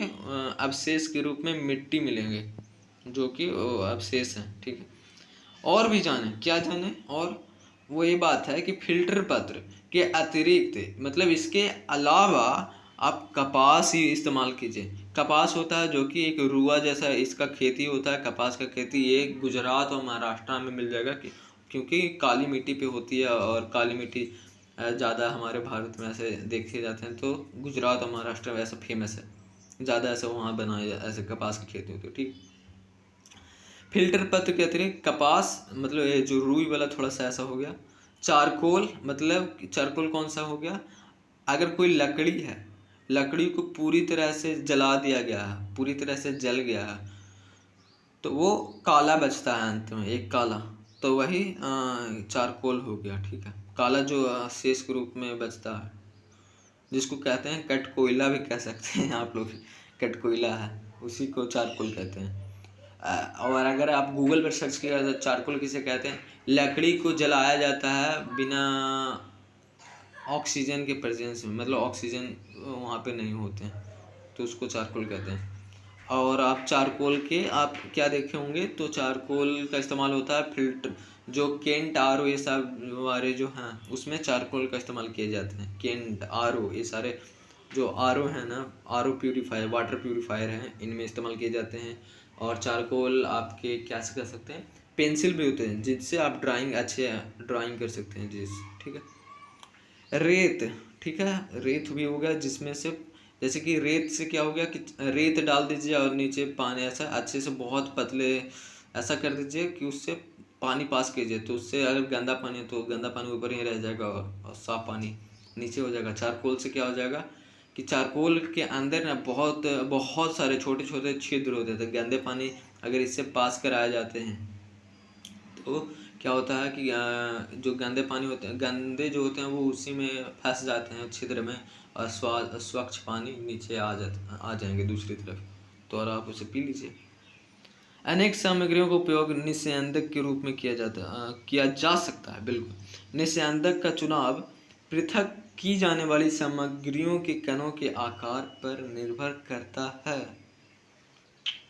निस्यंदक का चुनाव पृथक की जाने वाली सामग्रियों के कणों के आकार पर निर्भर करता है। बिल्कुल, कि कितना ज़्यादा गंदा है तो किन सारी चीज़ों को इस्तेमाल करेंगे। ठीक है, आप ऐसा कर सकेंगे भी कि अगर बहुत पानी ना बहुत ही ज़्यादा गंदा है तो आप क्या कीजिएगा कि कपास सबसे नीचे रखिएगा, उसके ऊपर में चारकोल डाल दीजिएगा और उससे ऊपर में रेत डाल दीजिएगा, ऐसा कुछ भी कर दीजिएगा और गंदे पानी को फिर से डाल दीजिएगा।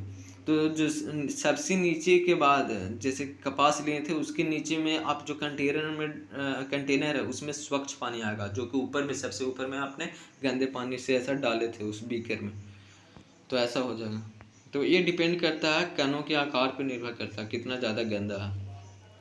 ठीक है, क्रियाकलाप 9.5। आइए, अगर बहुत ज़्यादा गंदा है तो ये जो हमने बताया वो वाला आप क्रियाकलाप कीजिएगा, बहुत सारा ले लीजिएगा और उसमें से आप पास कराइएगा जो कि स्वच्छ पानी नहीं है। क्रियाकलाप 9.5, आइए डिजाइन करें और बनाएं। ठीक है, वल्ली जो लड़की थी अपनी दादी जी के साथ प्रकृति की सैर पर जाती है, वो घूमने जाती है, मतलब कि ऐसे देखती है, प्रकृति को ऐसा देखती है और एक तालाब से थोड़ा जल एकत्रित करती है। तालाब से एक ना थोड़ा सा जल एकत्रित करती है, ले लेती है। उसे उसे जल में कुछ अवांछित पदार्थ दिखाई देते हैं, मतलब वो पदार्थ जो कि खराब हैं। कम लागत की सामग्रियों का उपयोग करके जल के निस्यंदन के लिए एक कार्यकारी मॉडल की योजना बनाएं और इसका निर्माण करें। आप ऐसा करें कि निस्यंदन के लिए आप ऐसा बनाएं कि जिससे पानी, जो खराब पानी है, अवांछित पदार्थ हैं, वो दिखाई जो दे रहे हैं, उसे ख़त्म करके वो स्वच्छ पानी हम लोग पीने के लिए उपयुक्त बना सकते हैं, या फिर स्वच्छ सिर्फ बना सकते हैं अगर पी नहीं सकते तो। क्योंकि पी नहीं सकते मतलब कि जो भी पानी है, अगर गंदा पानी है, नाली का पानी है, नाली का पानी भी स्वच्छ हो सकता है, बिल्कुल हो सकता है। तो क्या पी सकते हैं? नहीं पी सकते, क्योंकि जो फिल्टर तो कर लिए हैं, जैसे हमारे क्या कहते हैं, कपास के इस्तेमाल से ऐसा कपड़े, बहुत सारे कपड़ों में डाल करके अगर स्वच्छ पानी, सफ़ेद पानी जैसे आ तो रहे हैं, पर क्या पी सकते हैं? नहीं, क्योंकि उनमें बैक्टीरिया है। तो ऐसा नहीं कह सकते कि जो स्वच्छ है, जो साफ पानी है, साफ पानी पीने योग्य है, नहीं, जो साफ पानी है और जिसमें बैक्टीरिया भी नहीं है तो पीने लायक है। हर साफ पानी पीने योग्य नहीं होते हैं भी, ऐसा भी बात है। क्योंकि बैक्टीरिया हमारी आपको नंगी आंखों से नहीं देख सकते हैं, आपकी नंगी आंखों से, मेरी नंगी आंखों से नहीं देख सकते हैं, वो सूक्ष्म होती हैं। पर वही पी लेते हैं तो फिर पता चलता है कि भाई बीमार हो गए, आपने बैक्टीरिया को ग्रहण कर लिए थे क्या। ठीक है, क्या आप जानते हैं, ठीक है, क्या क्या हम नहीं जानते हैं, ये देखते हैं कि टी बैग, चाय की पत्ती की थैली, ठीक है, पहले रेशम जैसे मुलायम कपड़ों से बनाई जाती थी। अच्छा, टी बैग, चाय की पत्ती की थैली जो बनाई जाती थी, वो बनाई जाती थी, मुलायम कपड़ों से बनाई जाती थी, क्योंकि ये चाय की पत्ती को रोक लेती थी और जल इनके आर पार निकल सकता था। ओहो हो, रेशम। तो ये वाला बात हो गया, जैसे कि आप लोग ग्रीन टी का ऐसा देखे होंगे कि ग्रीन टी जो होता है वैसे ही होता है, ठीक है। आप ऐसा सोच ले, रेशम मजबूत होने के कारण गर्म जल के संपर्क में आने पर फटता नहीं था।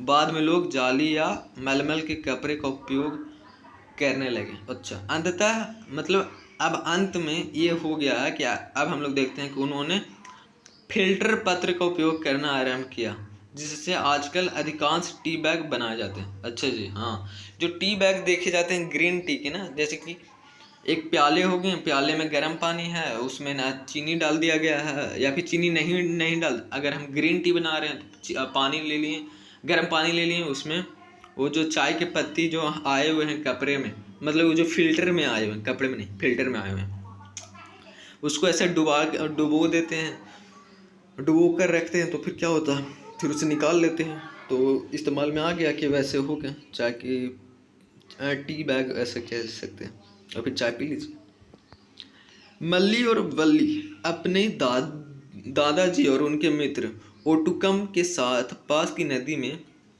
नौका विहार के लिए जाते हैं। नौका विहार, विहार मतलब होता है ऐसा घूमना, सैर करना होता है, सैर करना, नौका की सैर के लिए जाते हैं, ठीक है। ओटुकम एक मछुआरे हैं, ठीक है। जैसे ही वे मछली पकड़ने का जाल डालते हैं तो पानी जाल से बाहर बह जाता है, क्योंकि उनमें छिद्र हैं।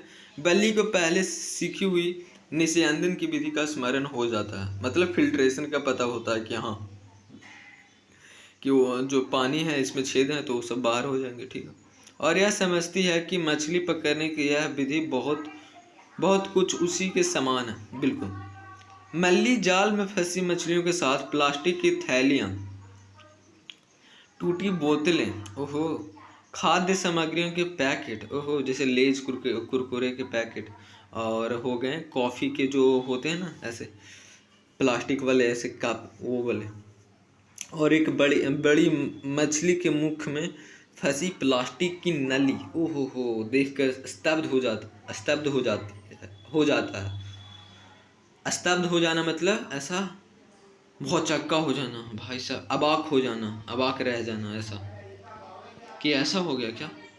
आइए नदी और महासागरों में प्रदूषण के मुद्दे पर, ऐसा वो क्यों हो गया, क्योंकि वो देख रहा भाई पानी में तो मछलियाँ होनी चाहिए, तो ये सारी प्लास्टिक क्यों आ रही हैं। कोई कोई मछली है जो कि मर चुकी है, मर गई, उसमें कोई मछली के मुख में प्लास्टिक के ऐसा नली घुसा हुआ है। भाई ऐसा कैसे हो सकता है यार, पानी में इतना गंदा कैसे हो गया।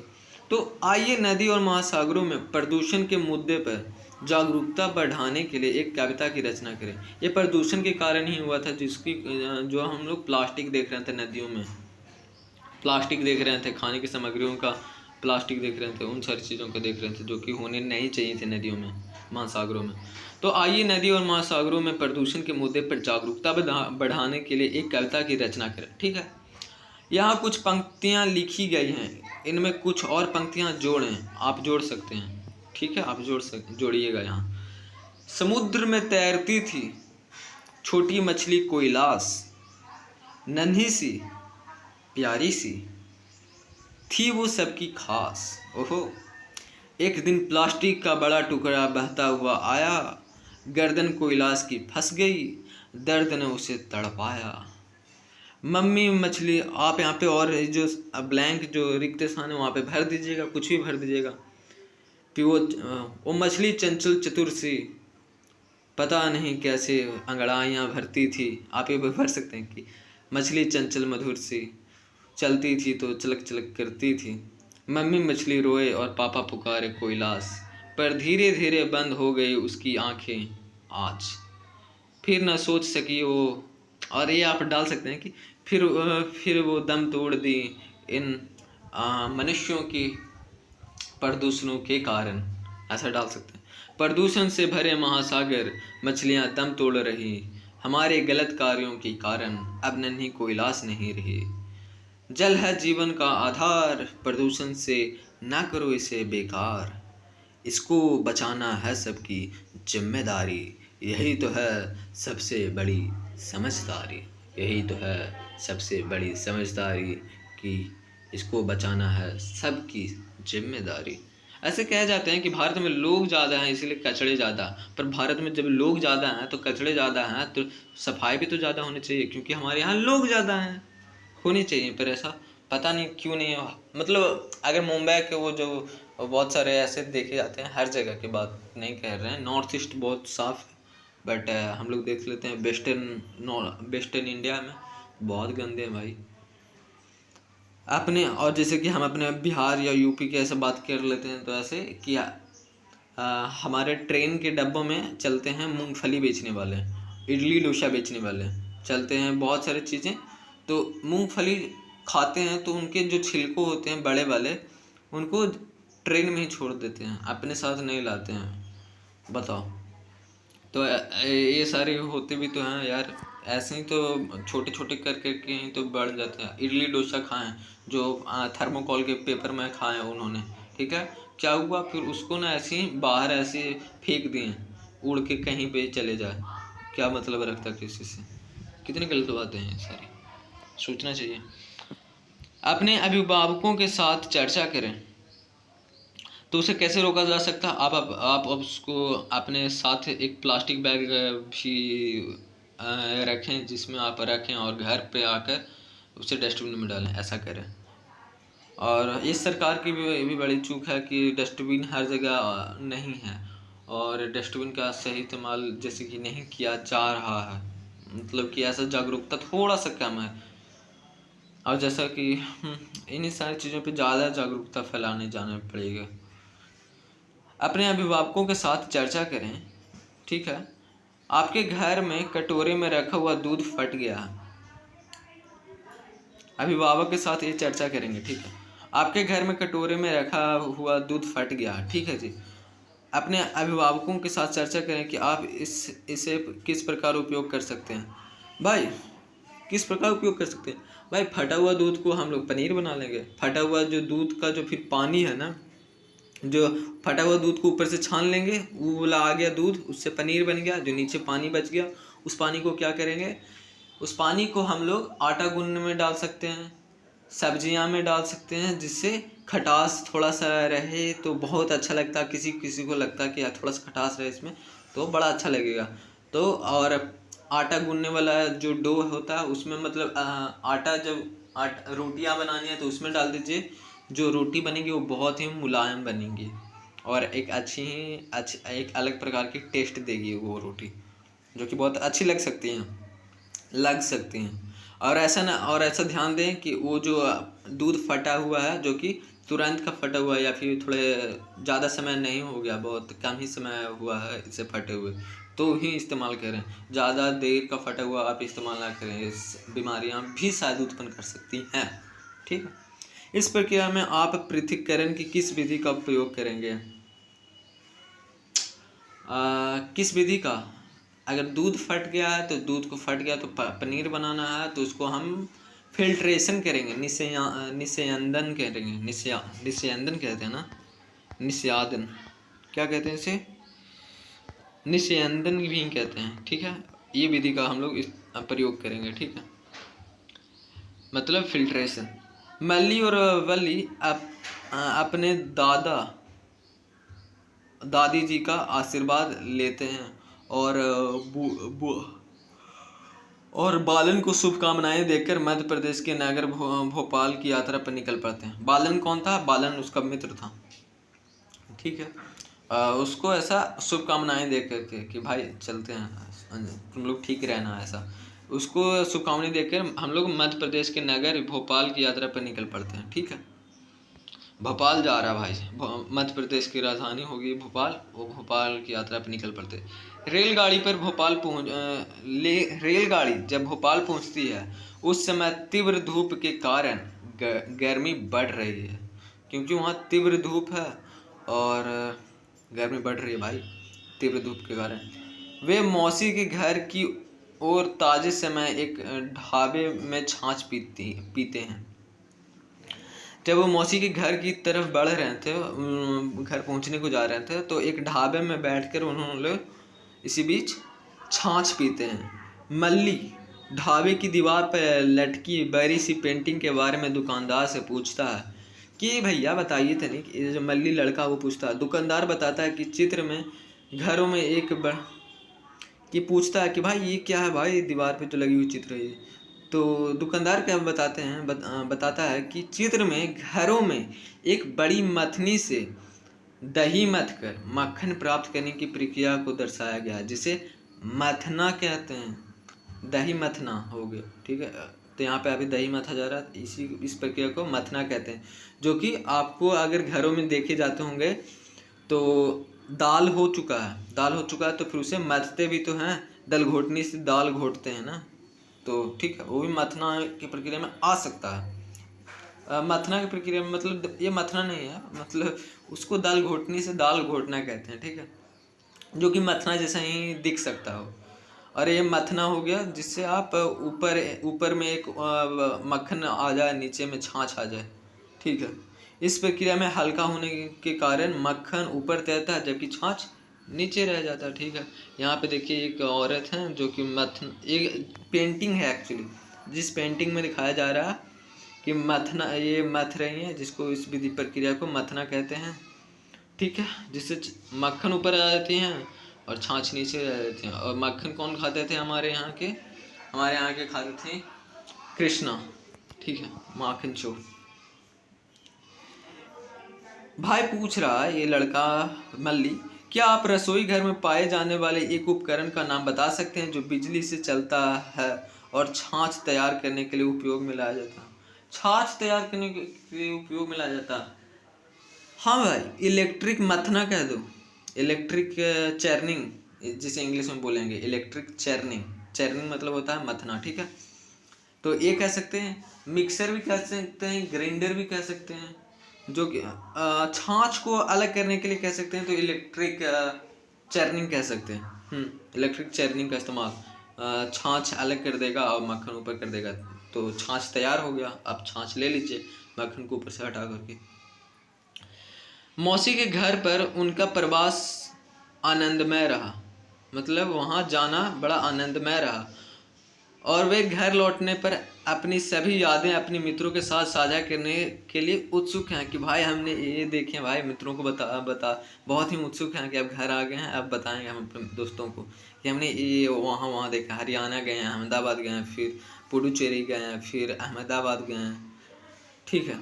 अब उनका अपनी यात्रा के अंतिम पड़ाव, ओहो हो, बस इतना ही नहीं, एक और पड़ाव बाकी ही नहीं है, ठीक है। अब उनका अपनी यात्रा के अंतिम पड़ाव मेघालय की राजधानी शिलोंग पहुंचने का समय आ गया। पांचवा इनका क्या कह सकते हैं, पांचवा यात्रा हो गया। पहला हरियाणा, दूसरा अहमदाबाद, तीसरा पुडुचेरी, चौथा भोपाल, पांचवा शिलोंग जा रहा भाई। शिलोंग पहुंचने का समय आ गया है। शिलोंग में अपनी बुआ के घर पहुंचते ही वे एक बढ़ई को लकड़ी का द्वार, मतलब लकड़ी का दरवाजा बनाते देखते हैं। काम करते समय उससे अचानक क्या हुआ कि कुछ लोहे की कीलें लकड़ी के बुरादे में गिर जाते हैं। ओहो हो, लकड़ी के बुरादे गिर जाते हैं, लकड़ी के बुरादे में गिर जाती हैं, ठीक है, लोहे की कीलें। हालांकि लोहे के कीले इस्तेमाल नहीं होते लकड़ी में, क्योंकि स्टेनलेस स्टील इस्तेमाल होते हैं। वैसे यहाँ पे बता दिया गया है कि लोहे की कीलें इस्तेमाल की जा रही हैं। अच्छा जी, हो सकता है। चुंबकीय पृथक्करण वो इसलिए नहीं इस्तेमाल किए जाते हैं लोहे की कीले, क्योंकि उसमें जंग लग सकती हैं, और ठीक है, इसीलिए स्टेनलेस स्टील का इस्तेमाल किए जाते हैं हमारे बढ़ई में। जो बढ़ई इस्तेमाल करते हैं वो लोग लकड़ी की ही बना रहे हैं या फिर स्टील का बना रहे हैं, जो भी। बढ़ई हाथ से लोहे की कीलों को निकालने लगता है।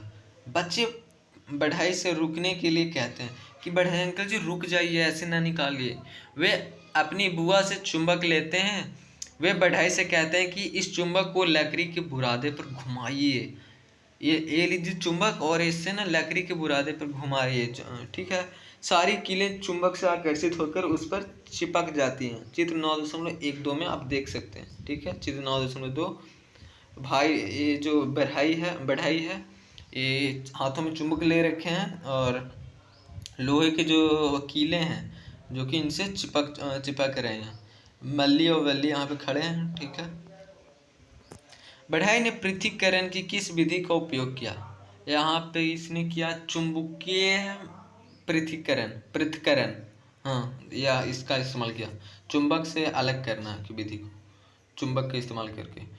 चुंबकों को जाने, अध्याय का स्मरण करें। बिल्कुल हम लोगों ने पढ़ रखे हैं चुंबकों को जाने, ठीक है, तो इस अध्याय का स्मरण करें बिल्कुल। वे पदार्थ जो चुंबक के प्रति आकर्षित होते हैं उन्हें चुंबकीय पदार्थ कहा जाता है। बिल्कुल, लोहा चुंबकीय पदार्थ का एक सामान्य उदाहरण है, ठीक है। चुंबक का उपयोग करके चुंबकीय और अचुंबकीय पदार्थ को पृथक करने को चुंबकीय पृथक्करण कहते हैं। बिल्कुल, जो हमने कहा था कि बढ़ई ने पृथक्करण की किस विधि का उपयोग किया, तो उन्होंने किए चुंबकीय पृथक्करण की विधि को इस्तेमाल किए। और भी जाने, क्या जाने, आजकल पूर्ण क्या कहा जा रहा है, पुनर्चक्रणकर्ता, अच्छा, पुनर्चक्रणकर्ता रिसाइकलर, अच्छा, अपशिष्ट के ढेर से लोहे की वस्तुओं को अलग करने के लिए विद्युत चुंबक का उपयोग करते हैं, ठीक है। और भी जाने में ये है कि, ठीक है, जैसे कि क्या होते हैं कि आजकल पुनर्चक्रणकर्ता रिसाइकलर अपशिष्ट, मतलब जो बेस्ट जो होते हैं, ठीक है, एक होता है अवशिष्ट होता है, एक होता है अपशिष्ट। जो अवशिष्ट होता है, जो यहाँ पे लिखा हुआ नहीं है, एक अवशिष्ट होता है, अ व तलबिशा हर्षिका आधा मुदनिसा होता है वो वाले अवशिष्ट। अवशिष्ट मीन्स बचा हुआ, और यहाँ पे अपशिष्ट है। अपशिष्ट का मतलब होता है बेस्ट, मतलब जो इस्तेमाल में उसका नहीं आया है उस वो चीज़। अपशिष्ट के ढेर से मतलब वेस्ट के ढेर से लोहे की वस्तुओं को अलग करने के लिए विद्युत चुंबक का उपयोग करते हैं। कौन सा चुंबक का इस्तेमाल करते हैं? तो वो लोग विद्युत चुंबक का इस्तेमाल करते हैं, चुंबक का इस्तेमाल करते हैं। कई उद्योगों के अपशिष्ट में प्रायः अनुपयोगी लोहे की कतरनें, स्क्रैप आयरन, ओहो हो, उसके थोड़े से कतरन, ठीक है, कतरने मतलब उससे थोड़े से छिले हुए भाग लोहे के, पर वो भी तो लोहा भाई, उसे भी तो इस्तेमाल में ले आएंगे, तो ठीक है। इसे क्रेन में लगे चुंबक का उपयोग करके अपशिष्ट सामग्री के ढेर से अलग किया जाता है। मतलब वेस्ट से उसे अलग कर लिया जाता है, क्योंकि लोहा है, इसे उपयोग में लाया जा सकता है। और भी अनुपयोगी लोहे की कतरने का पुनर्चक्रण करके उन्हें पुनः उपयोग में लाया जा सकता है। ठीक है, बिल्कुल लाया जा सकता है पुनः उपयोग में। ये तो उसके कतरने थे, खुद कतरने से कुछ इस्तेमाल नहीं हो सकता, पर ठीक है अभी के लिए निकाल लेते हैं इस कतरने को। क्या करेंगे कि इसको फिर से लोहा बना के, फिर से एक आकृति बना करके उसको किसी चीज़ के लिए इस्तेमाल में लाया जा सकता है। छड़ बना लेंगे उससे हम, उसे उससे पिघला करके उसको आकार दे देंगे नया चीज़। मल्ली और बल्ली की छुट्टियां आनंदमय रही। ठीक है, उनकी यह मनोरंजक मनोरंजक मनोरंजन या मनोरंजक भारत की यात्रा उनकी स्मृतियों में अस्थायी रूप से रहेगी। मतलब उनकी यादों में बहुत ही अस्थायी रूप से रहेगी। उन्होंने न केवल भारत के विभिन्न क्षेत्रों को जानने का आनंद लिया, बल्कि पदार्थों को पृथक करने की विभिन्न विधियों का भी ज्ञान प्राप्त किया कि किन किन अलग अलग प्रकार की विधियां होती हैं जिससे हम चीज़ों को अलग करते हैं। पृथक करना, पृथक मतलब होता है अलग, पृथक करना मतलब अलग करना। ठीक है। क्रियाकलाप 9.6, आइए खेल खेलें। ये पृथक शब्द हमने सबसे पहला बार हमने सुना था ओशो जी द्वारा। ओशो कहते हैं कि ऐसा जो लोग भीड़ में होते हैं तो वो लोग थोड़ा सा भी अगर पृथक सोचते हैं तो उन पर खुद पर शक होता है कि वो खुद तो गलत तो नहीं है, तो ऐसा है। तो हमने सुना था कि पृथक, तो पृथक मतलब अलग करना होता है, ऐसा अलग अलग अलग। तो पृथक करना मतलब अलग करना। क्रियाकलाप 9.6, आइए खेल खेलें। निम्नलिखित वाक्यांशों को कागज की छोटी पर्चियों पर लिखें। अच्छा, चलिए ठीक है, देखते हैं। दालों से छोटे कंकर पृथक करना, ये हो गया हस्तचयन में। ठीक है, हस्तचयन से पृथक करना हो गया हस्तचयन। दही मथकर मक्खन प्राप्त करना, मथना। पके हुए दलिए या पोहे से हरी मिर्च निकालना, हस्तचयन का ही पृथक्करण में आ गया। तरबूज से बीज निकालना, हस्तचयन से। निर्माण सामग्री के मिश्रित ढेर से लकड़ी के बुरादे और लोहे की कीलों को पृथक करना, क्या लोहे की कीलों को पृथक करना। तो चुंबकीय पृथक्करण का इस्तेमाल होगा, विधि का इस्तेमाल होगा। माला बनाने के लिए विभिन्न फूलों के ढेर में से गेंद के फूल चुनना, ये हो गया हस्तचयन का।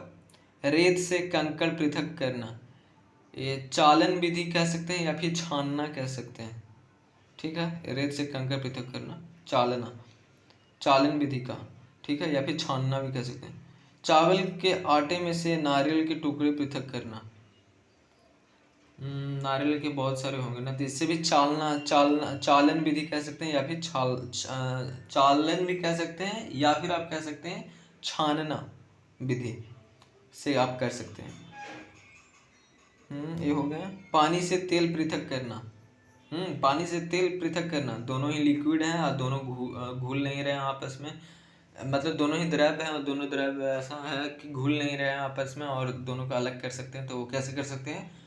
निस्तारण विधि से कर सकते हैं। ठीक है, निस्तारण विधि का और भी एग्जाम्पल हो सकते हैं, मतलब कि निस्तारण से पानी और तेल से पृथक करना ये निस्तारण में आता है, ठीक है जी।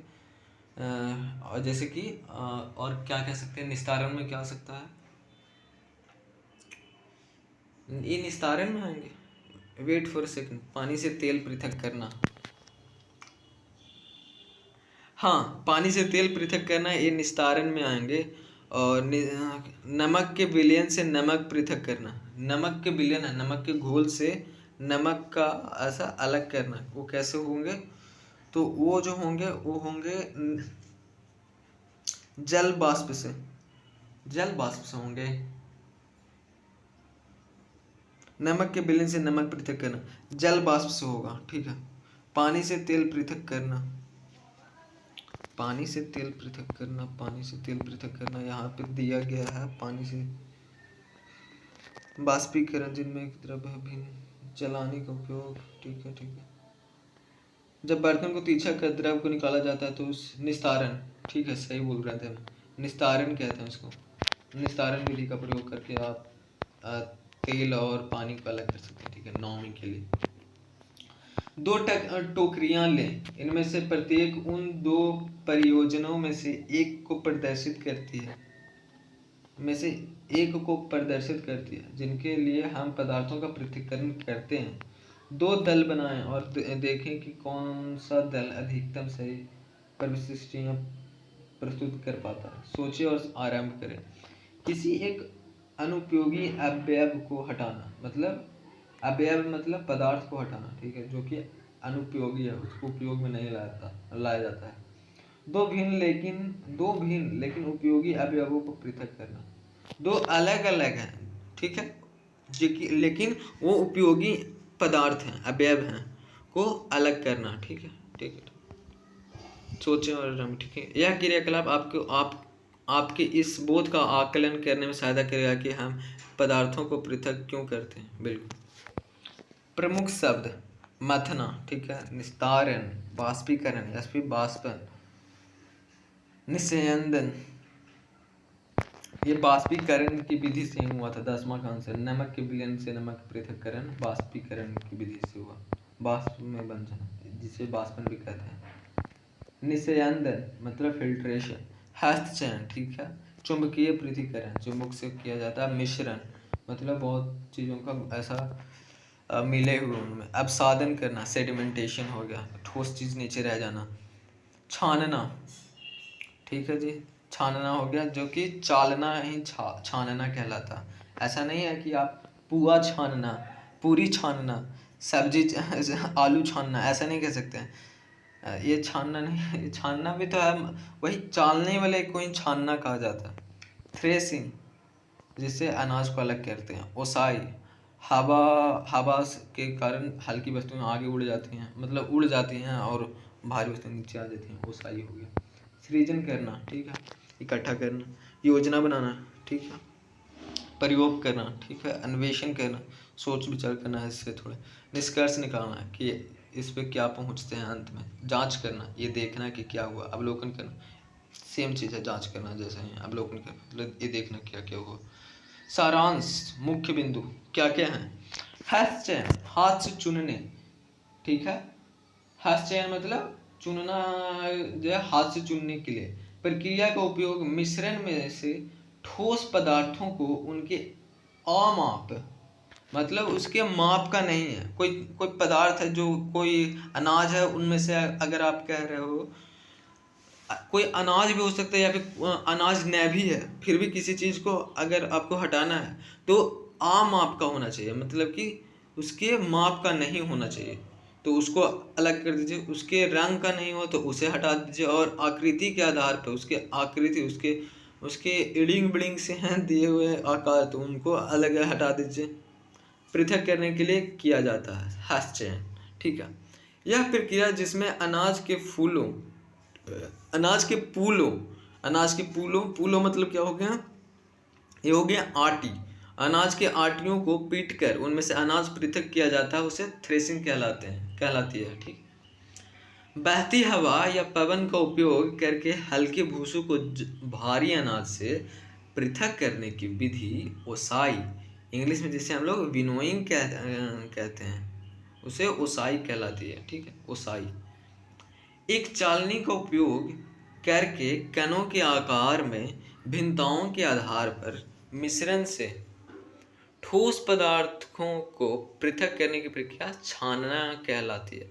जी बिल्कुल, छानना कहिए या फिर चालना कहिए, जिससे एक चालनी का उपयोग हो, जो उपयोग में आने वाला वस्तु है उसको चालनी कहते हैं। ठीक है, एक चालनी का उपयोग करके कणों को आकारों में भिन्नताओं के आधार पर, ये ध्यान दीजिएगा कि उनके ना कणों के आकार में भिन्नताओं के आधार पर ध्यान दीजिएगा, उसी को छानना विधि में आता है।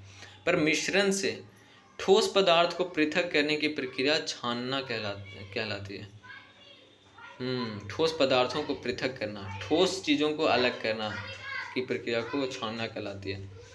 बाष्पीकरण या बाष्पन वह प्रक्रिया है जिसमें एक द्रव्य अपने बाष्प में परिवर्तित हो जाता है।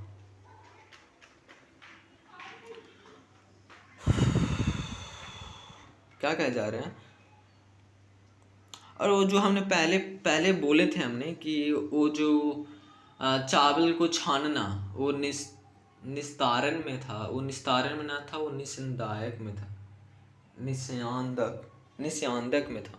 बिल्कुल, चावल को ऐसा छानना, गेहूं को धोना, चावल धोना, वो सारे निस्यांदन में था, निस्तारण में नहीं। ठीक, बाष्पीकरण या बाष्पन या प्रक्रिया, पता नहीं यार, थोड़ा सा ऐसा बड़े ऐसे जा रहे हैं। बाष्पीकरण या बाष्पन या प्रक्रिया जिसमें एक द्रव्य अपने, वो निस्तारण में ही थे यार ऐसा। बाष्पीकरण या बाष्पन वह प्रक्रिया है जिसमें एक द्रव्य अपने वाष्प में परिवर्तित हो जाता है। इसका प्रयोग एक द्रव्य में घुले ठोस को पृथक करने के लिए किया जाता है। ठीक है, वही बाष्पीकरण हो गया। बाष्पन, जो सॉल्ट था उससे सॉल्ट कैसे बनता, मतलब नमक कैसे बनता है, नमक बनता है कि वो खारे जल को ऐसा पानी में सुखा देते हैं, हवा लग जाते हैं, हवा और प्रकाश के ऐसे वो सूख जाने के कारण फिर वो अलग हो जाता है। ठीक है, यही बाष्पीकरण या बाष्पन कहते हैं। किसी द्रव के तल पर भारी अघुलनशील अवयव को जमा हो जाने की प्रक्रिया अवसादन, सेडिमेंटेशन।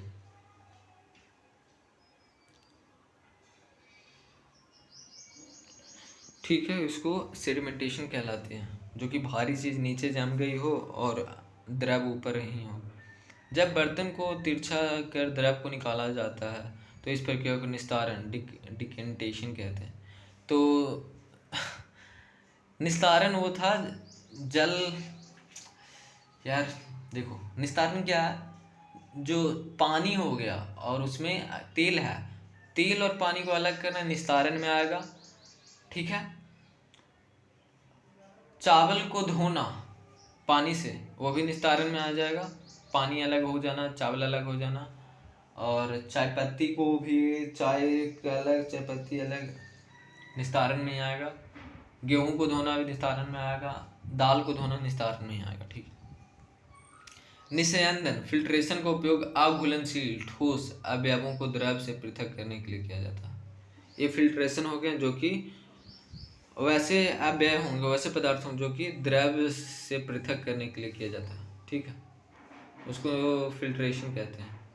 मिट्टी उटी जो है, मिट्टी जो है, पानी, किसी पानी में मिट्टी है तो उसको हटाने के लिए, मिट्टी को हटाने के लिए, पानी को लेने के लिए उसको फिल्ट्रेशन कहते हैं। इसको कहते हैं हिंदी में निस्यंदन। मथनी का उपयोग दही से मक्खन निकालने के लिए किया जाता है। इस प्रक्रिया को मथना कहते हैं। मथनी हो गया यंत्र, ठीक है, उपकरण हो गया। चुंबक का उपयोग करके चुंबकीय और अचुंबकीय पदार्थों का पृथक्करण करने की प्रक्रिया चुंबकीय पृथक्करण कहलाती है। ठीक है, चुंबकीय पृथक्करण कहलाता है। एक खेल खेलिए, बुद्धिमान मछली स्थानीय रूप से उपलब्ध पर्यावरण अनुकूल सामग्रियों से अपनी मछली पकड़ने की छड़ी तैयार करें। छड़ी के एक सिरे पर धागा बांधे और धागे के मुक्त सिरे पर चुंबक बांधे। टैंक 1 में लाल गत्ती की मछलियाँ और टैंक 2 में नीले गत्ती की पर्चियाँ, जिन पर लोहे की क्लिप लगे हैं। ठीक है, छड़ी द्वारा पहले एक लाल मछली निकालें जो किसी पृथक्करण विधि का प्रतिनिधित्व करती है। अच्छा जी, मैच करना भाई। फिर इससे संबंधित नीली पर्ची निकालें, अपने मित्रों पर ध्यान दें, क्या वे इसे सही ढंग से खेल रहे हैं। मैच करना है मतलब पहले मुझे पकड़ें, ठीक है। टैंक 1 हो गया, निस्यंदन, निस्तारण, संघनन, हस्चयन, मथना, बाष्पीकरण, ओसाई, सब अपसादन, छानन, अपथ्रेस, पृथक्करण, ठीक है। और फिर मुझे, ठीक है, ये सारे हैं चुंबकीय गुणों में भिन्नता। अच्छा, ये नीचे डिफिनेशन है थोड़ा, और उसका ऊपर प्रक्रिया का नाम दे दिया गया, ठीक है। चुंबकीय गुणों में भिन्नता, चुंबकीय देख लीजिए कितने नंबर हैं, 1 2 3 4, 4 3 7, 7 4 11 हैं। इधर देख लेते हैं तो 2 2 4 5 5 6 7 8 9 10 11, तो हर एक के एक ही हैं दिए हुए थे। चलिए इनका मैच करते हैं। चुंबकीय गुणों में भिन्नता, चुंबक चुंबक चुंबक चुंबक चुंबक थ्रेसिंग, चुंबकीय पृथक्करण में मैच कर जाएगा। ये लास्ट वाले से मैच कर जाएगा, पहला का ब्लू, लास्ट का लाल से मैच कर जाएगा। भारी कणों का नीचे बैठना, सेडिमेंटेशन मतलब अपसादन। अपसादन कहाँ पे है, अपसादन ये हो गया, यहाँ पे ये अपसादन में मैच करेगा, ठीक है। समुद्र जल से नमक अलग करना, समुद्र जल से नमक अलग करना, ये हो गया बाष्पीकरण में। बाष्पीकरण किधर गया, ये आ गया बाष्पीकरण, यहाँ पे मैच कर जाएगा, ठीक है। इससे बाष्पीकरण में मैच किया। जल वाष्प का उसकी द्रव अवस्था में परिवर्तित होना, जल वाष्प है, ठीक है, उसकी द्रव अवस्था में परिवर्तित होना, इसको संघनन कहते हैं। संघनन जो कि हमने पढ़े भी थे, संघनन हो गए, पिछली चैप्टर्स में पढ़े थे। ये हो गया संघनन, आ गया, संघनन में मैच कर गया भाई। बड़े कणों को हाथों से चुनना, हस्तचयन आ गया, हस्तचयन कहाँ गया, हस्तचयन ये हो गया, यहाँ पे आपका हस्तचयन में आ गया, ठीक है। ठोस के कणों के आकार में अंतर, ठोस के कणों के आकार में अंतर, इसको अगर जो कण है, कणों के जब आकार में अंतर हो गया और वो ठोस ही है, ठोस के कणों के आकार में अंतर को चालना विधि मतलब चालनी से चालते हैं, उस विधि को छानना कहते हैं। छानना किधर हो गया, छानना ये हो गया, छानना ये हो गया, छानना, जिसको चालना भी कहते हैं, और चालनी उसको कहते हैं जो कि चालता है जिस चीज को। पानी और तेल का मिश्रण, पानी और तेल का मिश्रण को अगर हम लोग अगर पृथक्करण करेंगे तो क्या हो जाएगा, निस्तारण में आ जाएगा। निस्तारण निस्तारण निस्तारण कहाँ गया, निस्तारण ये आपका दूसरा आ गया, निस्तारण की तरफ, ठीक है। फूलों को पीटकर अनाज के दोनों को अलग करना, अच्छा जी, ये तो थ्रेसिंग है भाई। थ्रेसिंग कहाँ है, कहाँ थ्रेसिंग, ये आ गया आपका थ्रेसिंग हो गया। आग घुलनशील कणों का निस्यंदन होकर अवशेष रहना, आग घुलनशील कणों का निस्यंदन होकर अवशेष रहना, वैसे कण है जो कि घुलते नहीं है, उसका निस्यंदन होकर मतलब फिल्ट्रेशन होकर के अवशेष रहना, तो ये तो हो सकता है निस्यंदन में ही जाएगा भाई, ये निस्यंदन में ही जाएगा, ठीक है, बिल्कुल, क्योंकि फिल्ट्रेशन कह रहा है, जो कि घुले नहीं है तो निस्यंदन होकर अवशेष रह गया, ऊपर में ही रह गया। मिश्रण के हल्के अवयव को फूंक मारकर पृथक्करण, इसको हम लोग कहते हैं विनोइंग कहते हैं इंग्लिश में, हिंदी में इसको हम लोग क्या कहते हैं कि क्या कहते हैं, ओसाई कहते हैं, बिल्कुल, ये ओसाई हो गया, ओसाई के साथ मैच कर जाएगा। एक लास्ट बचा, दही से मक्खन निकालना, मथना कहेंगे हम लोग, ये हो गया मथना, जी हाँ, मथना प्रक्रिया कहते हैं। आइए और अधिक सीखें, ये सारे हैं, थोड़े थोड़े देख लीजिए, ये सारे उतने बड़े नहीं है, ये सब हम लोग पूरे चैप्टर्स पढ़ लिए हैं, तो ये सारे कुछ भी नहीं है, बिल्कुल कुछ नहीं है। This is it for today, till then bye, see you soon with the next chapter.